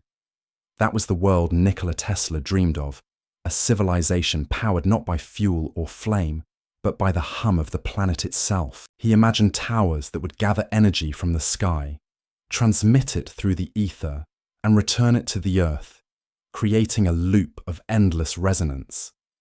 It sounds like prophecy, because perhaps it was remembrance. Tesla, for all his genius, may have been less an inventor and more a translator, decoding an echo from a time when such harmony already existed. The great spires of Tartary, with their copper domes and needle-like tops, seem to mirror his vision. They rise from the ruins like frozen thoughts of a forgotten design. In old engravings, these towers gleam against the horizon, their tips adorned with spheres or intricate coils. Too ornamental, historians say, to be practical. Yet, they resemble nothing so much as antennas, tuned to a frequency we no longer hear. The resemblance to Tesla's Wardenclyffe Tower, built centuries later, is uncanny. Did he dream it into being, or rediscover it in the collective memory of the Earth? Tesla spoke often of the ether, the invisible medium that carries vibration through space. He claimed it was alive, sensitive, responsive, capable of sustaining power without wires. Modern physics abandoned the term, declaring the ether a myth. But ancient builders seemed to know it intimately. The domes of cathedrals, the pinnacles of mosques, the pointed towers of palaces, all appear to gather something unseen and draw it downward into the heart of the structure. To worship within such a space is to stand in the center of an energy vortex disguised as prayer. In this sense, Tesla's inventions were not modern miracles, but resurrections. He was a man out of sequence, remembering what the world had chosen to forget. The lightning he summoned was not conquest, it was communion. When his coils sang, they sang in tones eerily similar to the resonant frequencies found in ancient stone chambers. Electricity, in his view, was not a weapon, but a conversation, and perhaps the world was not ready to hear it speak again. Some say Tesla's experiments threatened the economic foundations of his age. Free energy is not profitable. Harmony resists ownership. When he tried to send power wirelessly through the air, funding vanished. Wardenclyffe Tower was dismantled. The blueprints disappeared. Yet the dream remained, shimmering like static at the edge of consciousness. What if his failure was not a defeat, but an echo of something that had already happened? A repetition of Tartary's silencing. A second burial, this time not in mud, but in secrecy. There are drawings from the late 1800s showing cities crowned with lightning rods that are not rods at all, but miniature Tesla towers, ornate finials capable of collecting atmospheric charge. The architecture of that period, labelled eclectic revival, feels suspiciously familiar. Buildings from St. Petersburg to Prague share the same configuration. Domes, spires, arches, all connected by metallic ornamentation. The aesthetic seems decorative, yet its geometry implies purpose. Energy moves along curves more easily than lines. Every coil, every dome, every pointed finial could have been part of a system. Silent, efficient, self-sustaining. The city a circuit. The skyline a circuitry diagram. Imagine standing in such a place at twilight, when the air crackles faintly with static and the first lamps begin to glow, but there are no wires, no hum of machinery, no fuel burning in the dark. The light seems to bloom from nowhere, as if the air itself were remembering how to shine. Perhaps, once, the domes of Tartary channeled the same living current, drawn from the auroras that dance in the upper atmosphere. The earth and the sky exchanging breath through towers of copper and quartz. If this sounds impossible, consider what lightning truly is. The earth calling to the sky. A discharge of imbalance resolved through a flash of recognition. The ancients might have learned to harness that conversation, not by force, but by imitation. Their towers were not weapons, but translators, devices that tuned human space to cosmic rhythm. Tesla's dream was to restore that conversation. He built machines to speak in the same dialect of thunder. The connection between him and the old builders runs deeper than design. Both believed energy was abundant, that scarcity was illusion. Both saw the world not as a machine, but as a living conductor. The difference lies in the story that followed. For Tesla, suppression came in the form of ridicule, poverty, and obscurity. For Tartary, suppression came as mud, maps erased, memory rewritten. In both cases, the silence that followed was not accidental. It was curated. Even now, the remnants of this forgotten technology flicker through our cities. The lightning rods atop churches, the copper domes gleaming at sunset, the intricate weather vanes shaped like spirals. They are fossils of a time when design and power were one. We have repurposed them, stripped their meaning, turned their resonance into ornament. But sometimes, during a storm, when lightning leaps from cloud to spire, you can almost feel the connection reawaken, the electric shiver of recognition. The towers remember what they once were. Perhaps Tesla felt it too. His writings speak of a cosmic hum, a music of the spheres, vibrating through the ether. He claimed that by aligning his coils to those frequencies, he could touch the pulse of the planet. If you wish to understand the universe, he wrote, think in terms of energy, frequency, and vibration. A statement dismissed as mysticism, yet echoed word for word in the stones of the ancients. Tartary's towers, its star forts, its resonant domes, all whisper the same creed. What destroyed that harmony? Maybe nothing more than fear. Power that cannot be measured threatens those who measure. Energy that cannot be owned frightens those who profit from scarcity. To silence it, you need not break it, only rename it.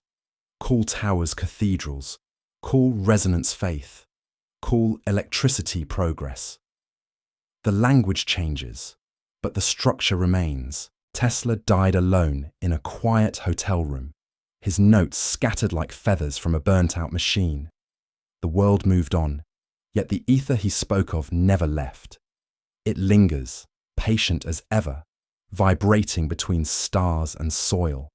The towers that still pierce our skylines are its memories, and the thunder that rolls across them is its voice. Perhaps one day, when we have forgotten enough noise to hear again, we will rediscover what both Tesla and Tartary knew, that energy is not taken, it is remembered, and that the true current running through the universe is not electricity, but awareness, humming eternally, waiting for us to join the song.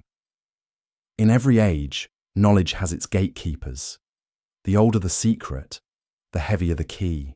The story of Tartary, like so many buried histories, cannot be told without entering the shadowed corridors of those who kept watch over silence.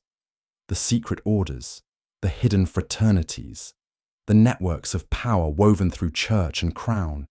They are not inventions of paranoia, but the scaffolding of civilization itself. From the first empires to the modern state, there have always been those who understood that control of the past means control of the present, and control of the present means control of the mind. The Freemasons, the Illuminati, the Jesuits, the secret councils of the old Vatican. These names appear like constellations across the sky of conspiracy. They are different stars, perhaps, but part of the same pattern. Each in its own time claimed to preserve wisdom too sacred or too dangerous for the uninitiated. Some claim they carried fragments of an older science, relics of the builders who tuned stone to sound. Others say they were custodians of catastrophe, guarding truths that could unravel the delicate sleep of civilization. Whatever their motives, the pattern remains. Knowledge hidden, power protected, curiosity punished. Imagine the centuries after the Mud Flood, when the old towers lay buried, and the cities of Tartary were reduced to myth. A few survivors, engineers, priests, architects, must have carried the remnants of their knowledge across continents. They would have sought refuge in libraries, monasteries, brotherhoods sworn to secrecy. What they possessed was not religion, not magic, but a form of physics so intertwined with spirit that it defied separation. To protect it from the chaos of a new and fearful world, they hid it behind symbols, the compass and the square, the all-seeing eye, the pyramid and the key. In the lodges of Europe, rituals evolved that echoed the blueprints of ancient architecture. Initiates were taught not just moral allegory, but geometry, astronomy, the principles of resonance and proportion. Beneath the candles and oaths lay a simple truth. The universe vibrates, and man, by design, is capable of attuning to it. The same truth that powered Tartari's cities, the same harmony that once pulsed through its towers. But in the hands of secret orders, wisdom becomes currency. It can enlighten, or it can enslave. The Freemasons called their god the great architect of the universe. They built cathedrals aligned with solstices and equinoxes, preserving knowledge of celestial resonance. But somewhere along the line, the architecture turned inward, the geometry became metaphor, and the resonance was forgotten. The initiates spoke of enlightenment, but ceased to practice it. The vibration was replaced by hierarchy. The brotherhood became another fortress, one of silence rather than sound. Others took the mantle. The Jesuits, with their vast network of scholars and astronomers, mapped the heavens with a precision unmatched for centuries. They held observatories in China, libraries in Rome, missions in the New World. It was said they collected forbidden books, scrolls describing pre-flood civilizations, technologies too advanced for the time. Yet these archives were sealed from public view, their contents known only to a chosen few. When questioned, they spoke of heresy, of salvation through ignorance. But every suppression leaves a shadow, and in those shadows, whispers grow. Then came the Illuminati, philosophers, alchemists, men who sought to resurrect the ancient light of knowledge. Their ambition was pure, at first, to restore the harmony between man and cosmos. But light in the wrong hands becomes a weapon. Within a century, their symbol, the radiant eye, had been co-opted, stamped onto coins, flags, and seals of authority. What was once the emblem of awakening became the mark of surveillance. The keepers of resonance had turned into the custodians of control. It is possible that none of these orders invented their secrets. They merely inherited them. Each acted as a relay in a chain of custody stretching back to the ruins of Tartary and beyond. The knowledge passed from builders to priests, from priests to scholars, from scholars to financiers, always shrinking, always guarded more tightly, until it became invisible. Today, what remains is not the science itself, but its symbolism. Triangles, eyes, spirals, numbers repeating in architecture, hidden in plain sight. The message persists for those who know how to listen. Harmony exists, but you must dig beneath the noise to find it. Sometimes, when the wind moves through a cathedral spire, it produces a tone, a perfect note that hums just at the edge of hearing. To the ordinary passerby, it is nothing but wind. To those who remember, it is the sound of the world's oldest secret calling home. The builders of these towers did not vanish. Their legacy was absorbed, institutionalized, renamed. The resonance was transmuted into ritual. The music of the spheres became liturgy. In the basements of old Masonic halls, beneath frescoes of compasses and suns, lie chambers designed with uncanny precision. Their walls curve at exact harmonic ratios. Stand in the center and speak, and your voice multiplies around you, folding back upon itself in waves. Such rooms are not decorative. They are experiments, echoes of the technology once used to align entire cities. Those who built them might not have fully understood their purpose. They were copying the ghosts of blueprints. But the effect remains, resonance as revelation. Some say the secret orders still guard fragments of the truth, that beneath the Vatican lies a map of pre-flood Earth, etched into stone, that deep within the archives of certain lodges rests a device capable of amplifying vibration to generate power. These stories are unverifiable, perhaps fantastical, but fantasy is often how truth survives censorship. The human mind, denied facts, keeps the pattern alive through myth. If power is the ability to shape perception, then perhaps these orders are not villains, but mirrors, reflecting the dual nature of knowledge itself. For every age, there is a choice: to share harmony or to hoard it. The silence surrounding Tartary is not only the result of catastrophe, it is also the product of decision. Someone, somewhere, decided that the world was not ready to remember. But memory, like resonance, cannot be erased, only delayed. The symbols carved into our architecture, the repeating numbers in our measurements, the spirals in our cathedrals, they are breadcrumbs left for the future.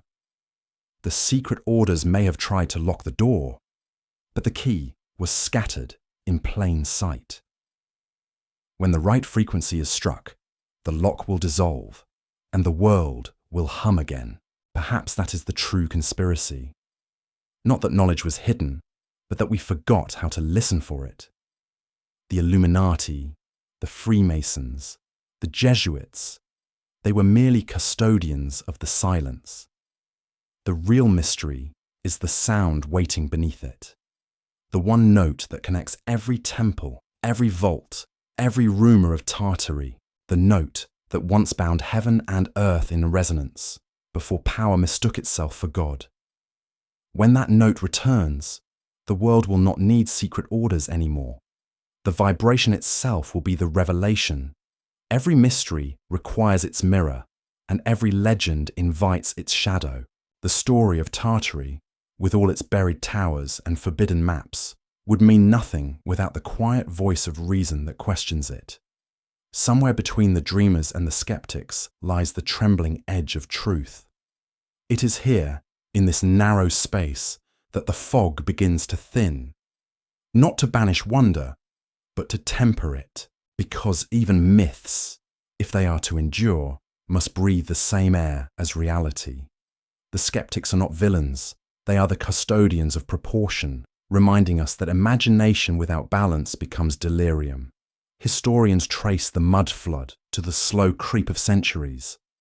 Layer upon layer of human debris, the sediment of construction and decay, they point to how cities, once rebuilt, simply rose upon the ruins of themselves.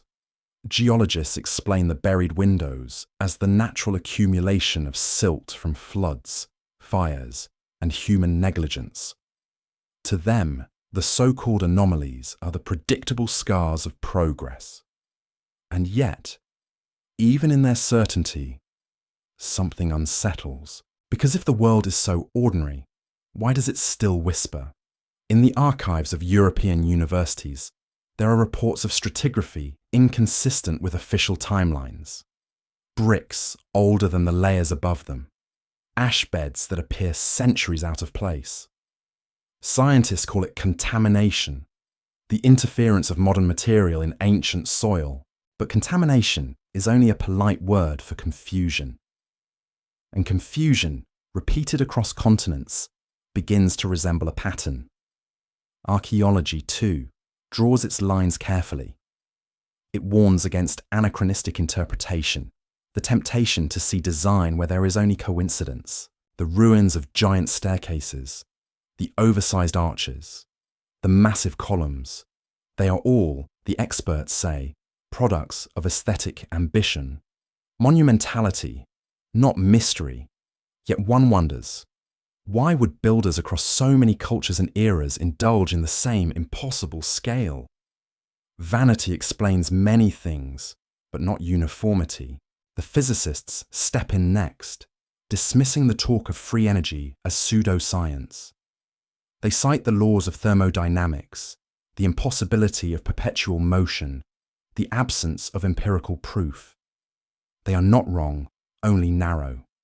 Because science, as it stands, studies what can be repeated, and the world of ruins is defined by what cannot. To demand replication from a vanished age is like asking a ghost to hold still for measurement. Even the cartographers, those quiet chroniclers of empire, offer their rebuttal. Tartary, they insist, was never a civilization. only a label, a geographical convenience for lands beyond comprehension. They show maps, side by side, demonstrating how the name shrank as exploration advanced. The territory did not vanish. It was simply renamed. The mystery, they claim, is a misunderstanding of semantics. Yet language is a powerful eraser. Rename something enough times, and you will forget what it once was. The scholars may be right, but rightness does not always make truth whole. And so, the dialogue continues. Faith against fact. Myth against measurement. The truth, perhaps, lies not between them, but beneath them, like a root hidden under both soil and stone. The rationalists, for all their skepticism, cannot explain the persistence of the legend. Stories that endure for centuries do so because they serve a function. They hold something too essential to die. The tale of Tartary may be less a record of events than a language through which the human spirit tries to remember its own magnitude. Even within academia, quiet fractures appear.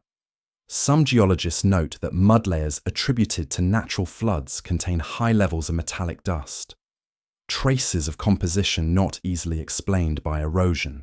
Others observe that certain ancient sites produce measurable electromagnetic anomalies, as though the ground still resonates. Historians, too, have begun to question the sanitization of archives during the 19th century. Whole volumes of maps, colonial surveys, and expedition records were pulped or reassigned. A reorganization, they call it. But reorganization, too, is a polite word for disappearance. This is where the skepticism itself begins to shimmer, like a reflection disturbed by wind. The rational explanations are not false, only incomplete. They describe the surface, but not the undertone. The mud may have come from rain, but who arranged for so much silence to follow? The towers may have been aesthetic, but who ensured their purpose was forgotten so completely? Conspiracies do not require villains, only apathy, a collective agreement not to see. To walk between science and myth is to learn humility. Both are instruments, not absolutes. Science dissects the melody into notes. Myth reminds us the song exists. Perhaps the ruins of Tartary are neither evidence nor illusion, but reminders of an older equilibrium, the balance between wonder and comprehension. We lost that balance when we began to fear uncertainty more than ignorance. A handful of modern scientists, quietly, cautiously, have begun to bridge the divide. They speak of resonant frequencies, of the human brain's reaction to infrasound, of the possibility that ancient architecture was designed to evoke altered states. They cannot prove the purpose, only describe the phenomenon. When they place certain tones inside dome chambers, the walls seem to answer. The air thickens, instruments falter. The data says anomaly. The heart says memory. And yet, the lesson of skepticism endures. Belief is not a destination, but a mirror. To look too long into mystery without grounding is to vanish into it. The idea of Tartary, of mud floods and forgotten giants must be handled like fire. Too much heat and it consumes. Too little and it dies. The scholar and the dreamer must learn to share breath. In the end, the debate itself becomes the evidence. The persistence of questioning, the refusal of silence, the heartbeat of doubt. These are the fossils of something real. A civilization does not need to have existed to be true. Tartary may never have ruled the earth, but it rules the imagination of those who sense that something vast has been edited from the record. The skeptics protect us from delusion. The believers protect us from despair. Between them lies the fog, luminous and uncertain, where the truth waits, patient, unoffended. And so, the rational voices fade, replaced by the quiet hum of unanswered questions. The earth continues to tremble in places no seismograph can record. The ruins remain, indifferent to our arguments, steady as pulse. Whether shaped by mud, myth, or memory, they wait, not for proof, but for listening. Because every doubt, if held long enough, begins to resonate. And sometimes, in the stillness between one explanation and the next, the world exhales a sound that feels like recognition. A tone that neither science nor superstition can own, but both can hear. The story of lost worlds does not end with Tartary. It never does. Every civilization erased from the map seems to leave behind a whisper that refuses to fade. Across time, the names change: Atlantis, Lemuria, Mu, Hyperborea. But the melody is the same. A golden age drowned, a light extinguished, a memory buried under water or ash or mud. Each version is a reflection of the same wound, a human attempt to remember something the earth has tried to forget. And perhaps these stories are not separate at all, but fragments of one larger truth scattered like constellations across the night of history. Atlantis was the first dream, the city that glowed from within. Plato called it a tale told by priests, a warning about the corruption of power. Yet even in his account, there is a strange tenderness, a nostalgia that does not belong to fiction. He spoke of a civilization that mastered the forces of nature, that drew energy from the heavens and the sea, that knew harmony as science and spirit alike. When it fell, it did not simply sink. It was submerged by its own brilliance. The parallels to Tartary are difficult to ignore. A culture of resonance, erased not by war, but by imbalance. A silence that followed, too perfect to be natural. Lemuria, said to stretch across the Indian Ocean, was the second dream. A continent of crystalline temples and beings who spoke in light. Victorian scientists once used it to explain the distribution of species, unaware they were resurrecting an older memory. Later, mystics claimed its people communicated through vibration, their cities powered by stones that sang. When the sea rose, the music stopped, but its echo carried eastward. The Polynesians spoke of Hiva, the Tamils of Kumari Kandam, each remembering a paradise that vanished beneath waves. The details differ, but the ache is the same. We once lived in rhythm with the planet, and we lost the beat. Some researchers have tried to tie these myths together, drawing invisible lines from the Atlantic to the Pacific, across deserts and mountain ranges, through the ruins that hum at dusk. They imagine a chain of civilizations, Atlantis giving birth to Egypt and Mesoamerica, Lemuria seeding Asia and Polynesia, and finally Tartary inheriting both, a global lineage of knowledge, each age carrying the flame until the next catastrophe. In this vision, Tartary was not an anomaly, but the last verse of an ancient refrain, the final chapter in a recurring story of creation and erasure.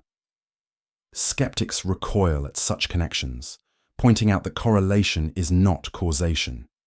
Yet myth obeys a different law. It is not the accuracy of detail that matters, but the persistence of pattern. The same symbols appear again and again. The sunken temple, the pillar of fire, the language of stone, the music of the spheres. Even the locations of these supposed lost lands trace geometric alignment across the globe, as if the earth itself were a manuscript written in invisible ink. When viewed through that lens, the distances shrink. The world becomes a single page in a much older book. What unites these legends is not grandeur, but grief. The fall of Atlantis, the drowning of Lemuria, the burial of Tartary. They are all elegies for a kind of knowledge we no longer trust. The ancients believed that power came not from domination, but from resonance. To them, energy was not extracted, but invited.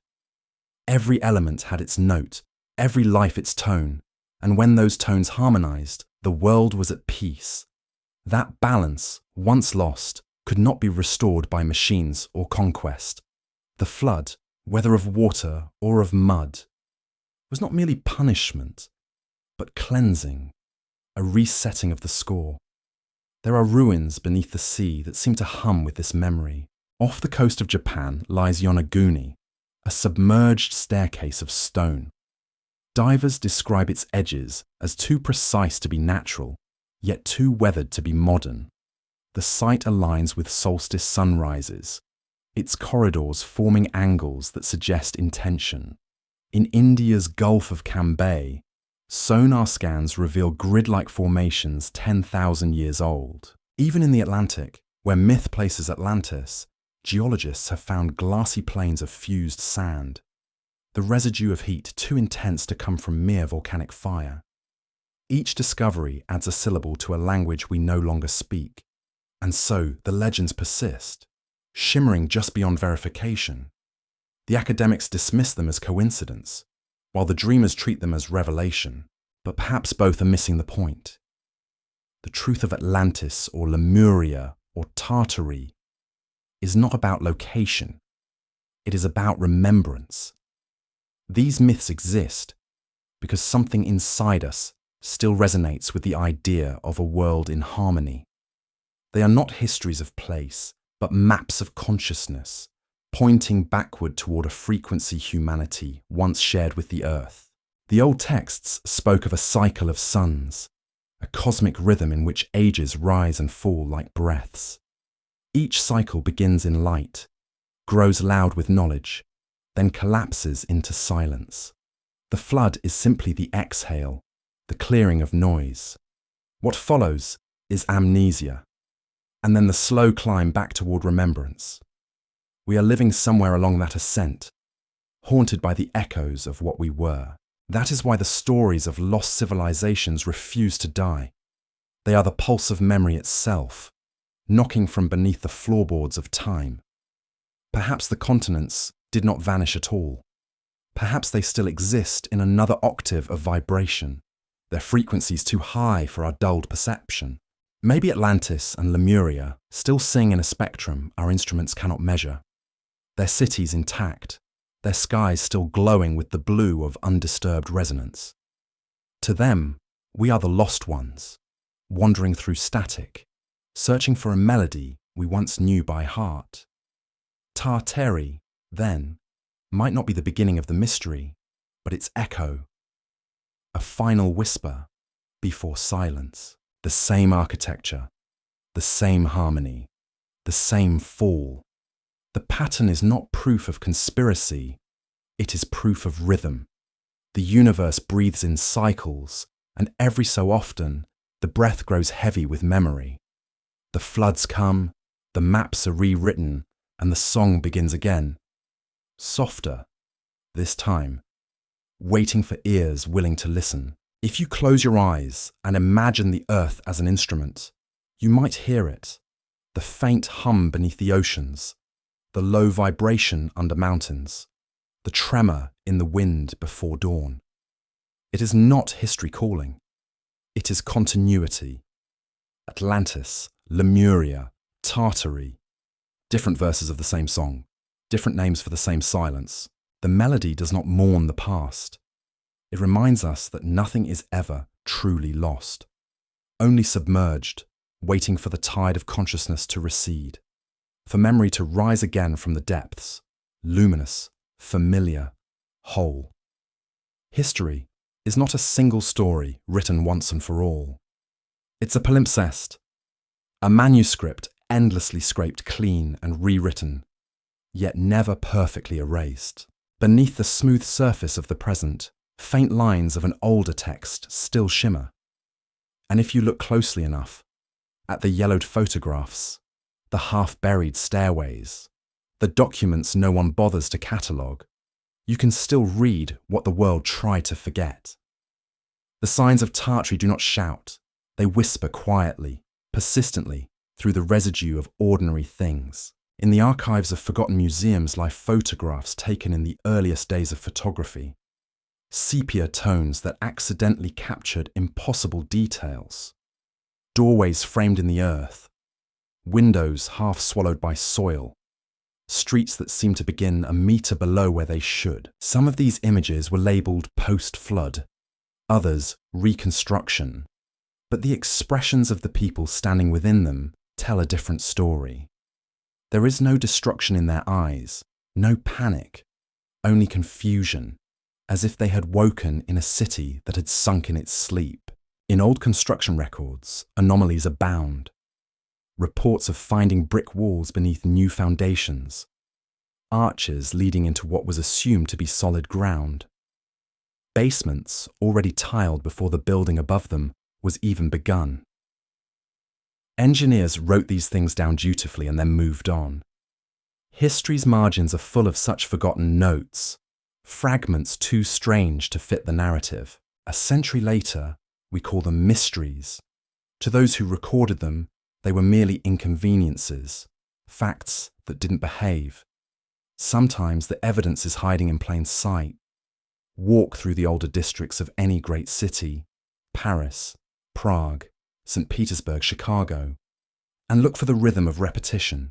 You will see entire streets where the first-floor windows brush the pavement, where doors open directly into soil, where balconies face nothing but shadow. These are not accidents of design. They are fossils of a previous elevation, a memory of a world that stood taller. Urban planners blame bad drainage, subsidence, the natural rising of streets. Yet it is curious how the same rise occurred almost simultaneously across continents, within the same narrow window of time. Progress does not usually synchronize itself so precisely. There are other traces too, subtler and stranger. The carved faces on old buildings, long-nosed, solemn, impossibly tall, resemble no one who lives today. Decorative giants frozen mid-step, their hands resting on columns or spheres of metal. Historians call them allegories of strength or wisdom. Perhaps they were portraits. The statues stand where they have always stood, weathered and patient, guardians of a truth too heavy for textbooks. In attics and private collections, dusty diaries tell of cities below the city, discovered during sewer works or subway expansions. One engineer in 1892 wrote of finding an entire stone street beneath St. Louis, complete with lamps and shop fronts. Everything preserved as if abandoned, not destroyed. The report was filed and then lost. Another worker, deep beneath London's Holborn Viaduct, described hearing tones like a distant organ, reverberating through sealed chambers when his pick struck iron. He was told to stop digging. Even the maps betray the secret. Compare editions from the 18th and 19th centuries, and you will notice how certain borders fade, how entire provinces melt into nothing. One year they exist. The next, they are gone. The rivers shift their names. The mountains change their contours. Officially, these are cartographic corrections, reflections of exploration. But some corrections feel too deliberate, as if the earth itself were being rephrased. The cartographer's eraser is as powerful as any flood. Then there are the artifacts that do not belong. Intricate glass tubes sealed in layers of clay, metallic rods found embedded in ancient stone, gears that predate the concept of machinery. Scientists file them under out-of-place artifacts, an admission disguised as dismissal. The term allows the object to exist while denying its implication. Each item is a whisper of continuity, proof that invention is rarely invention at all, only rediscovery. When these fragments are assembled, photos, diaries, structures, tools, they do not form a single image, but a pattern. A vibration felt more than seen. They point toward a civilization not erased by time, but buried beneath its own repetition, as though the world rebuilt itself atop the skeleton of memory. Tartaria's outline emerges like a watermark under heat, faint, incomplete, yet undeniably there. The skeptics ask for proof for something measurable, but proof is a fragile word. It cracks under the weight of wonder. The Earth's memory is not linear. It loops, folds, hides itself in symbols. The proof is not in numbers, but in resonance, in the feeling of recognition that strikes when we see a window half buried, a photograph mislabeled, a street that descends instead of climbs. The mind hesitates. The body knows. Something about the world does not fit its story. There is an unease in these small discoveries, a sense that the present is thinner than we think. Perhaps that is why the evidence is ignored. It does not scream for attention, it waits. It accumulates like dust on a forgotten desk, patient, inevitable. Each brick uncovered during construction, each document mislabeled, adds another grain to the growing dune of doubt. And doubt, once it gains weight, becomes gravity. One could spend a lifetime tracing these traces. The grain of soot embedded in the mortar of new buildings that predate their supposed fires. The ornate metalwork that shows no weld, only seamless casting. The photographic negatives of cities where the light falls differently, as though the sun itself had shifted in allegiance. None of this is proof. All of it is evidence. What are these relics trying to say? Maybe nothing more than this. The world has been reset before and will be again. Each era inherits a body, half its own, half another's. We call the mix progress, but it may be memory wearing a mask. The buried windows and lost maps are not relics of disaster, but reminders of continuity. The past does not die. It sinks. It merges. It watches. Sometimes, at dusk, when the streetlights flicker on and the pavement glows with rain, the illusion slips. The reflection in a puddle shows not this city, but another. Its arches cleaner. Its towers higher. Its windows unburied. The image lasts only a heartbeat, then dissolves. But in that moment, the proof becomes undeniable. The old world still exists, layered beneath the new, dreaming beneath our footsteps. And if the rain falls long enough, perhaps the mud will loosen once more, and the forgotten streets of Tartary will rise to meet the sky they remember. In every city, there is one building that does not quite belong to time. It sits quietly amid the noise of modern life, unbothered by the passing centuries, its stones breathing in rhythm with the earth. Cathedrals, basilicas, mosques, and temples, each a monument to devotion, but also, perhaps, something more. Beneath the golden glass, beyond the rituals layered through centuries, they are blueprints of another age, architectural survivors of a science disguised as faith. The ancients built their sanctuaries as instruments, not metaphors, structures designed to tune the human spirit to the same frequency as the cosmos. Step into one, and the air changes. The moment the heavy doors close, sound behaves differently. Footsteps soften, voices lower. The outside world fades into a kind of reverent suspension. It is not merely acoustics, it is resonance. The walls are tuned, the arches curved with deliberate mathematics. In a cathedral, every column is an equation written in stone. Every vault a note held perfectly in balance between gravity and grace. Even silence feels alive, vibrating with a low hum that the body registers before the mind does. Gothic architecture, that strange marriage of geometry and prayer, seems almost too precise for the tools of its time.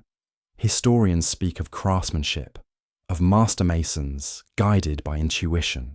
Yet the pattern is consistent across continents. The same ratios, the same hidden numbers carved into measurements, the same alignment with celestial events. Cathedrals like Chartres and Cologne stand not just as monuments to God, but as living diagrams of cosmic proportion. Their dimensions echo musical intervals. Their spires mimic harmonic frequencies. If the earth itself were an instrument, these buildings would be its chords. The rose windows, those radiant circles of glass, were more than decoration. Their geometry reflects sacred mathematics, the Fibonacci spiral, the golden mean, the repeating six-pointed lattice of resonance. When sunlight passes through them, the coloured rays converge on the nave, forming patterns that move with the seasons. In certain cathedrals, the light on Midsummer's Day strikes a single point on the floor, a precise mark laid by the builders centuries before. This was not accident, it was alignment. Each shaft of light was a dialogue between heaven and earth. The labyrinths carved into cathedral floors tell the same story. Pilgrims were meant to walk them slowly, following the spirals inward toward the centre. But beyond the symbolism of faith, there is something almost mechanical about them. The design mirrors the flow of energy through magnetic fields, spiraling inward, collecting force, then releasing it. Perhaps these labyrinths were more than meditations. They were devices, focusing the body's rhythm until it matched the pulse of the building itself. In the right moment, one could stand at the centre and feel the air thicken, the heart slow, the silence grow articulate. In the East, the same language of architecture unfolds in different alphabets. The mosques of Samarkand, with their turquoise domes and star-shaped tiles, follow harmonic ratios identical to those of Gothic cathedrals. The call to prayer, when sung within their domes, resonates perfectly with the curvature of the roof, amplifying without distortion. In Buddhist stupas, the layout mimics the frequency patterns of cymatics, sound made visible. When monks chant, the vibration fills the dome, swirling like wind through a conch shell. Across faiths and continents, the builders were speaking the same language: frequency, form, and light. It is tempting to believe this shared design was coincidence, a universal intuition. But the precision is too sharp for chance. It feels inherited, as if every culture had received fragments of the same blueprint, a relic of an earlier civilization whose science was indistinguishable from spirituality. If Tartary was the last to hold that knowledge, its collapse explains the silence that followed. The temples that remain, the cathedrals that still hum, are echoes of its final song. Over time, the sacred geometry was forgotten. The designs survived, but their purpose was rewritten in the language of religion. Builders became priests, frequencies became prayers, and physics became faith. Yet the stones remember. When the organ plays, the vibration floods the structure, and the entire building responds. Arches, walls, and glass resonating like strings. Worshippers mistake the shiver of awe for devotion, not realizing it is the body remembering how to sing with the earth. Even now, architects sense it without knowing why. They speak of flow, of balance, of the way light must breathe through space. They draw curves that feel right, though the equations escape them. Perhaps memory lingers in the fingertips, passed through generations of craft. Every beam, every arch, every mosaic carries the residue of forgotten precision. Some cathedrals seem almost sentient in their awareness of visitors. Stand beneath the central dome of Florence's Duomo, or the Hagia Sophia, or St. Isaac's in St. Petersburg, and you may feel it. The pressure of attention, as though the building is studying you in return. The air vibrates with presence. Whisper a word, and it carries, not echoing, but expanding, blooming outward until the walls themselves seem to listen. The ancients called this the living house, a temple that breathes, a sanctuary aware of its purpose. The secrets etched into these stones were never meant to stay hidden forever. They were messages for a future that would forget how to hear. Every stained glass window, every carved spiral, every ratio between pillar and nave is a coded invitation to rediscover harmony. The blueprint was not lost. It was encrypted in beauty. When science and spirit finally meet again, the key will turn, and the song will resume where it stopped. Perhaps that is the purpose of all these cathedrals and temples, to serve as tuning forks for humanity, waiting for the day when we remember how to resonate. Their builders did not seek worship but alignment.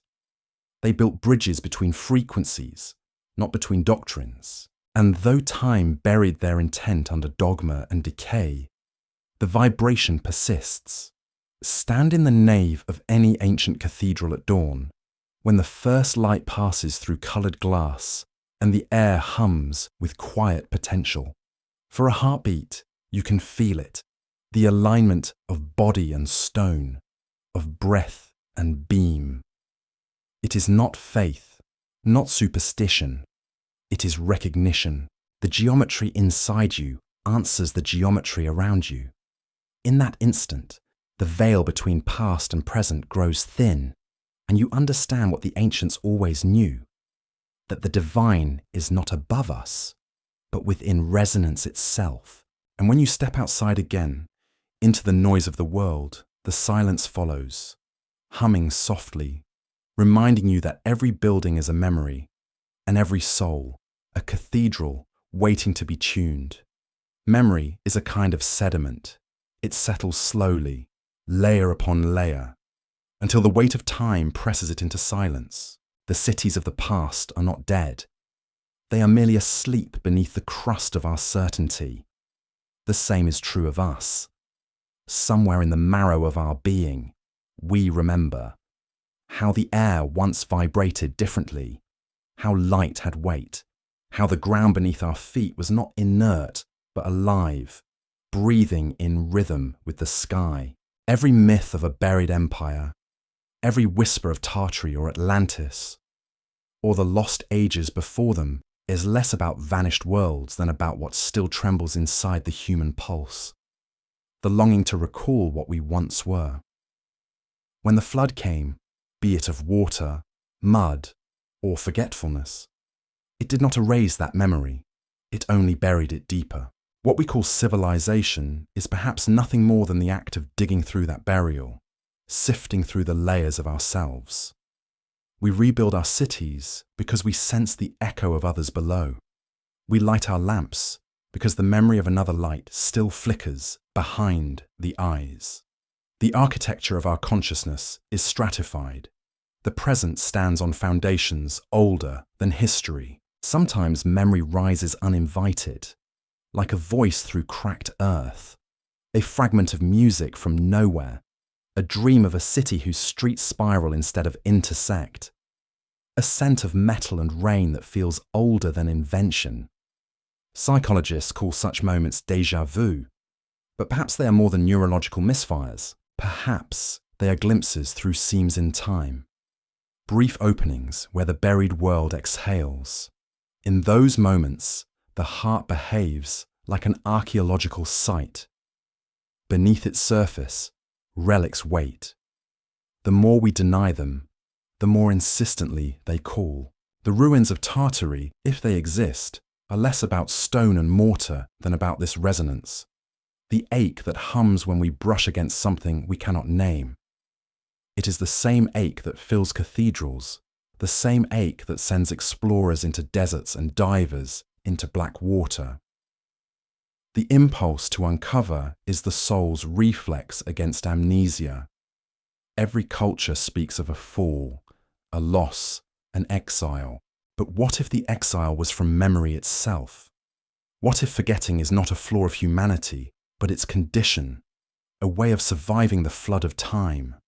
We forget in order to move forward, yet somewhere deep within, we grieve what forgetting costs. That grief is the echo of Tartary. Not the empire, not the towers, but the memory of harmony. The sense that once the world and the mind were not divided. The land remembers, even when we do not. In Siberia, Travellers speak of ground that sings when struck with iron, as though it hides hollow chambers below. In deserts, magnetic anomalies twist compass needles toward invisible meridians. In forests, certain trees grow in spirals rather than straight lines, as if reaching for something lost beneath the soil. Nature, too, carries nostalgia, a planetary longing to recover equilibrium.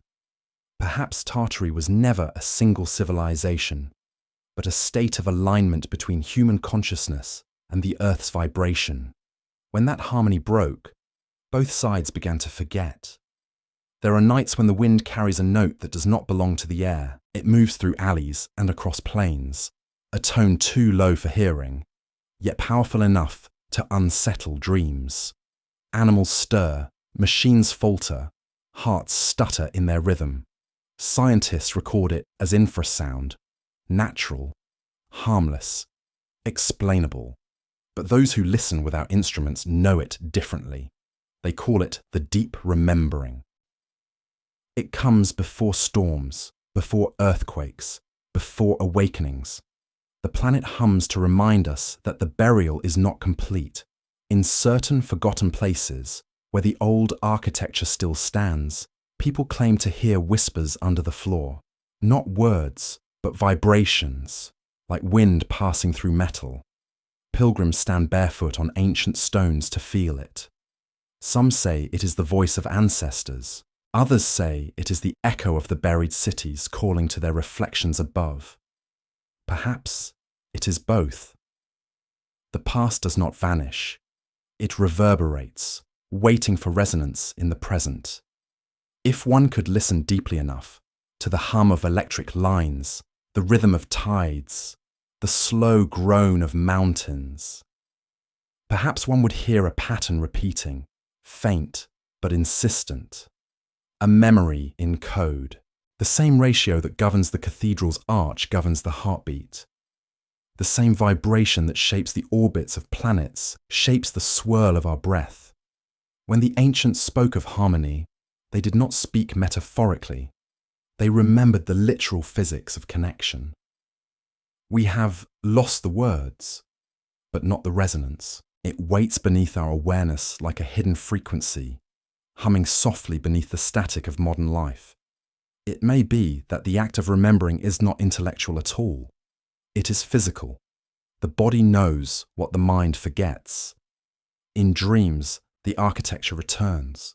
The high doors, the buried windows, the endless staircases rising into blue light. These are not inventions of fantasy, but restorations of form.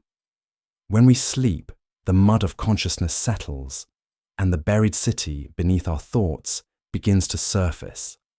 Every dream of flying, every vision of luminous cities is the slow emergence of that submerged geometry. Perhaps this is why grief accompanies wonder in equal measure. To rediscover what we have lost is to confront how deeply we have forgotten. The ruins within us ache as surely as those buried beneath the soil. Yet grief, too, is a form of resonance. It vibrates until it becomes remembrance. The ache itself is the signal. The forgotten civilizations are not behind us, but within us, written into the frequency of our cells. Each of us carries the resonance of worlds extinguished yet unextinguished. When the heart beats, it is repeating the oldest rhythm, the pulse of the earth before time was measured. To remember Tartary is not to prove its existence in maps or stones, but to feel it rising in the bloodstream like warmth returning to frozen limbs.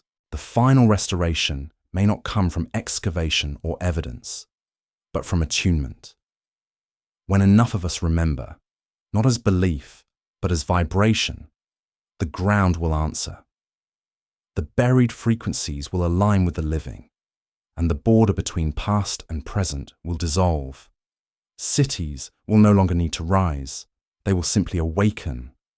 The mud will dry, the silence will sing. Until then, we carry the memory quietly, like an ember cupped in our palms.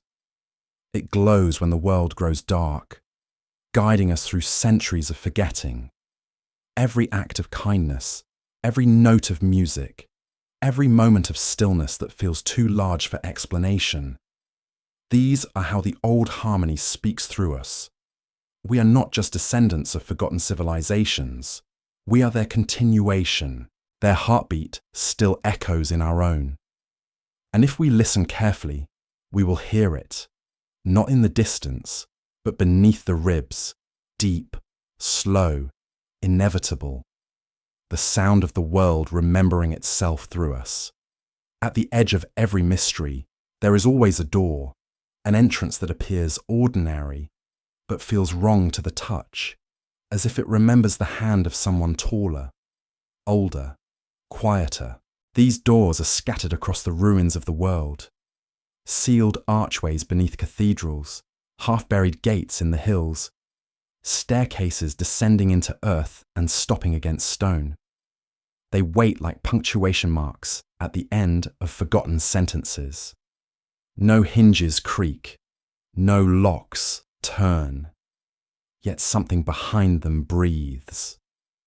It is the sound of history trying to wake. In legends, such doors lead to underworlds or to paradise, but perhaps they do not lead anywhere at all. Perhaps they are thresholds of awareness, built to remind us that the boundary between the known and the lost is as thin as a whisper.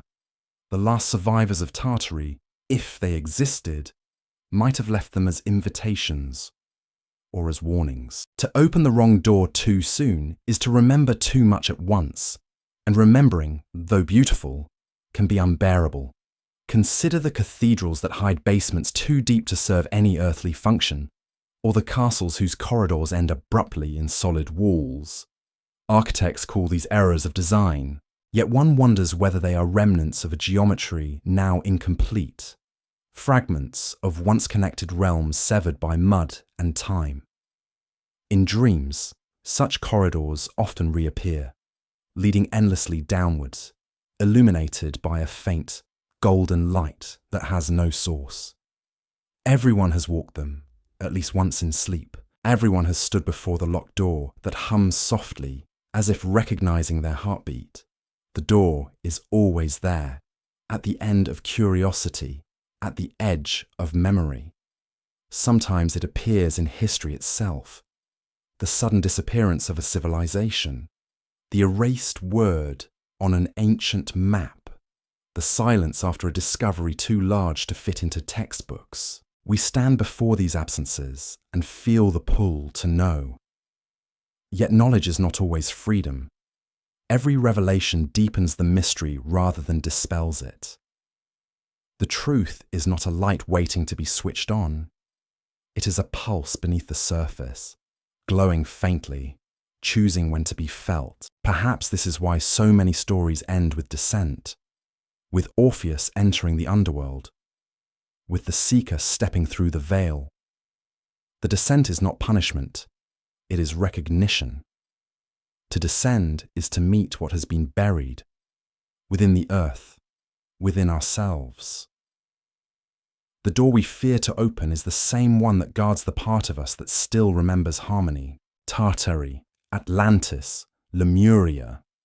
These are not places on a map, but chambers within the collective mind. To open them is to awaken what the world buried for its own protection. Imagine finding such a door in the ruins of an old city, hidden behind layers of dust and bureaucracy. You brush away the cobwebs, the smell of age and damp rising like breath. The surface is carved with symbols that seem to shift when you blink. Circles within spirals, lines that vibrate faintly under light. You press your ear to the wood and hear not emptiness, but resonance, as though an ocean were sleeping on the other side. Every instinct urges you to step back, but curiosity has its own gravity. When you touch the handle, it is warm. What lies beyond cannot be seen, only felt. The air thickens, and for a moment, you forget where you are. Your mind fills with images that are not memory, but inheritance. Cities of silver domes, towers humming with light, rivers glowing from within. You see people walking streets that curve upward toward the horizon. their movements slow and deliberate, their eyes reflecting both dawn and dusk. You realize this is not imagination. It is recognition. The world before the flood, before the silence, the world that still exists somewhere, folded into another octave of reality. And then, as suddenly as it began, the vision fades. You find yourself again before the door, its surface cool, still, unyielding. Perhaps it never opened. Perhaps it was never meant to. Some thresholds are designed not to be crossed, but to remind us that there is more to see. The purpose of mystery is not to be solved, but to be preserved, like a seed waiting for the right season. The philosophers of the old world understood this. They built their temples around such doors, sealing them with silence instead of locks. The greatest truths, they believed, are self-revealing when the seeker becomes still enough. No key, no force, only alignment. When the vibration of one's being matches that of the door, it opens inward and the journey continues, but not to another place, to another state of perception. Maybe that is what the final remnants of Tartary were trying to tell us, that truth is not buried beneath the earth, but beneath forgetting. Every ruin, every myth, every untranslatable symbol is a door in disguise, leading inward toward the same realization. The flood did not drown knowledge, it merely hid it behind the walls of disbelief. When we stop insisting that the world must make sense, the lock begins to soften. In the quiet hours of night, when the wind moves through abandoned streets and the sky hangs low with unseen stars, the buried doors seem to stir. You can almost hear them, humming softly through the ground, answering one another across oceans. They are not relics, they are lungs. Through them, the earth breathes the memory of what it once was. If you listen closely, you might catch a fragment of that exhalation, a tone so deep and gentle, it feels like love itself. The door, then, is not an ending, but a beginning. It stands between ignorance and awe, between forgetting and recognition. Beyond it lies not revelation, but reflection. When it finally opens, not by hand, but by awareness, it will not reveal a lost empire rising from the mud. It will reveal us, the descendants of silence, the keepers of buried light, the forgotten architects of resonance, rediscovering their own song. And when that happens, there will be no flood, no catastrophe, no need for proof. The cities of the past will not rise from the ground. They will rise through memory, vibrating once more in the hearts of those who remember. The door will vanish, not because it is gone, but because there was never any barrier at all, only the illusion that we were on the outside. Until then, it waits, quiet, patient, listening. The key is not discovery, but stillness. The threshold is not in stone, but in perception. To cross it, one must stop searching and begin hearing. And when that moment arrives, when the hum beneath the world aligns with the hum within, the door will open by itself, soundlessly, revealing not a place, but a truth. That the buried and the living are the same. That the silence was never emptiness, and that every mystery is, at its heart, a promise.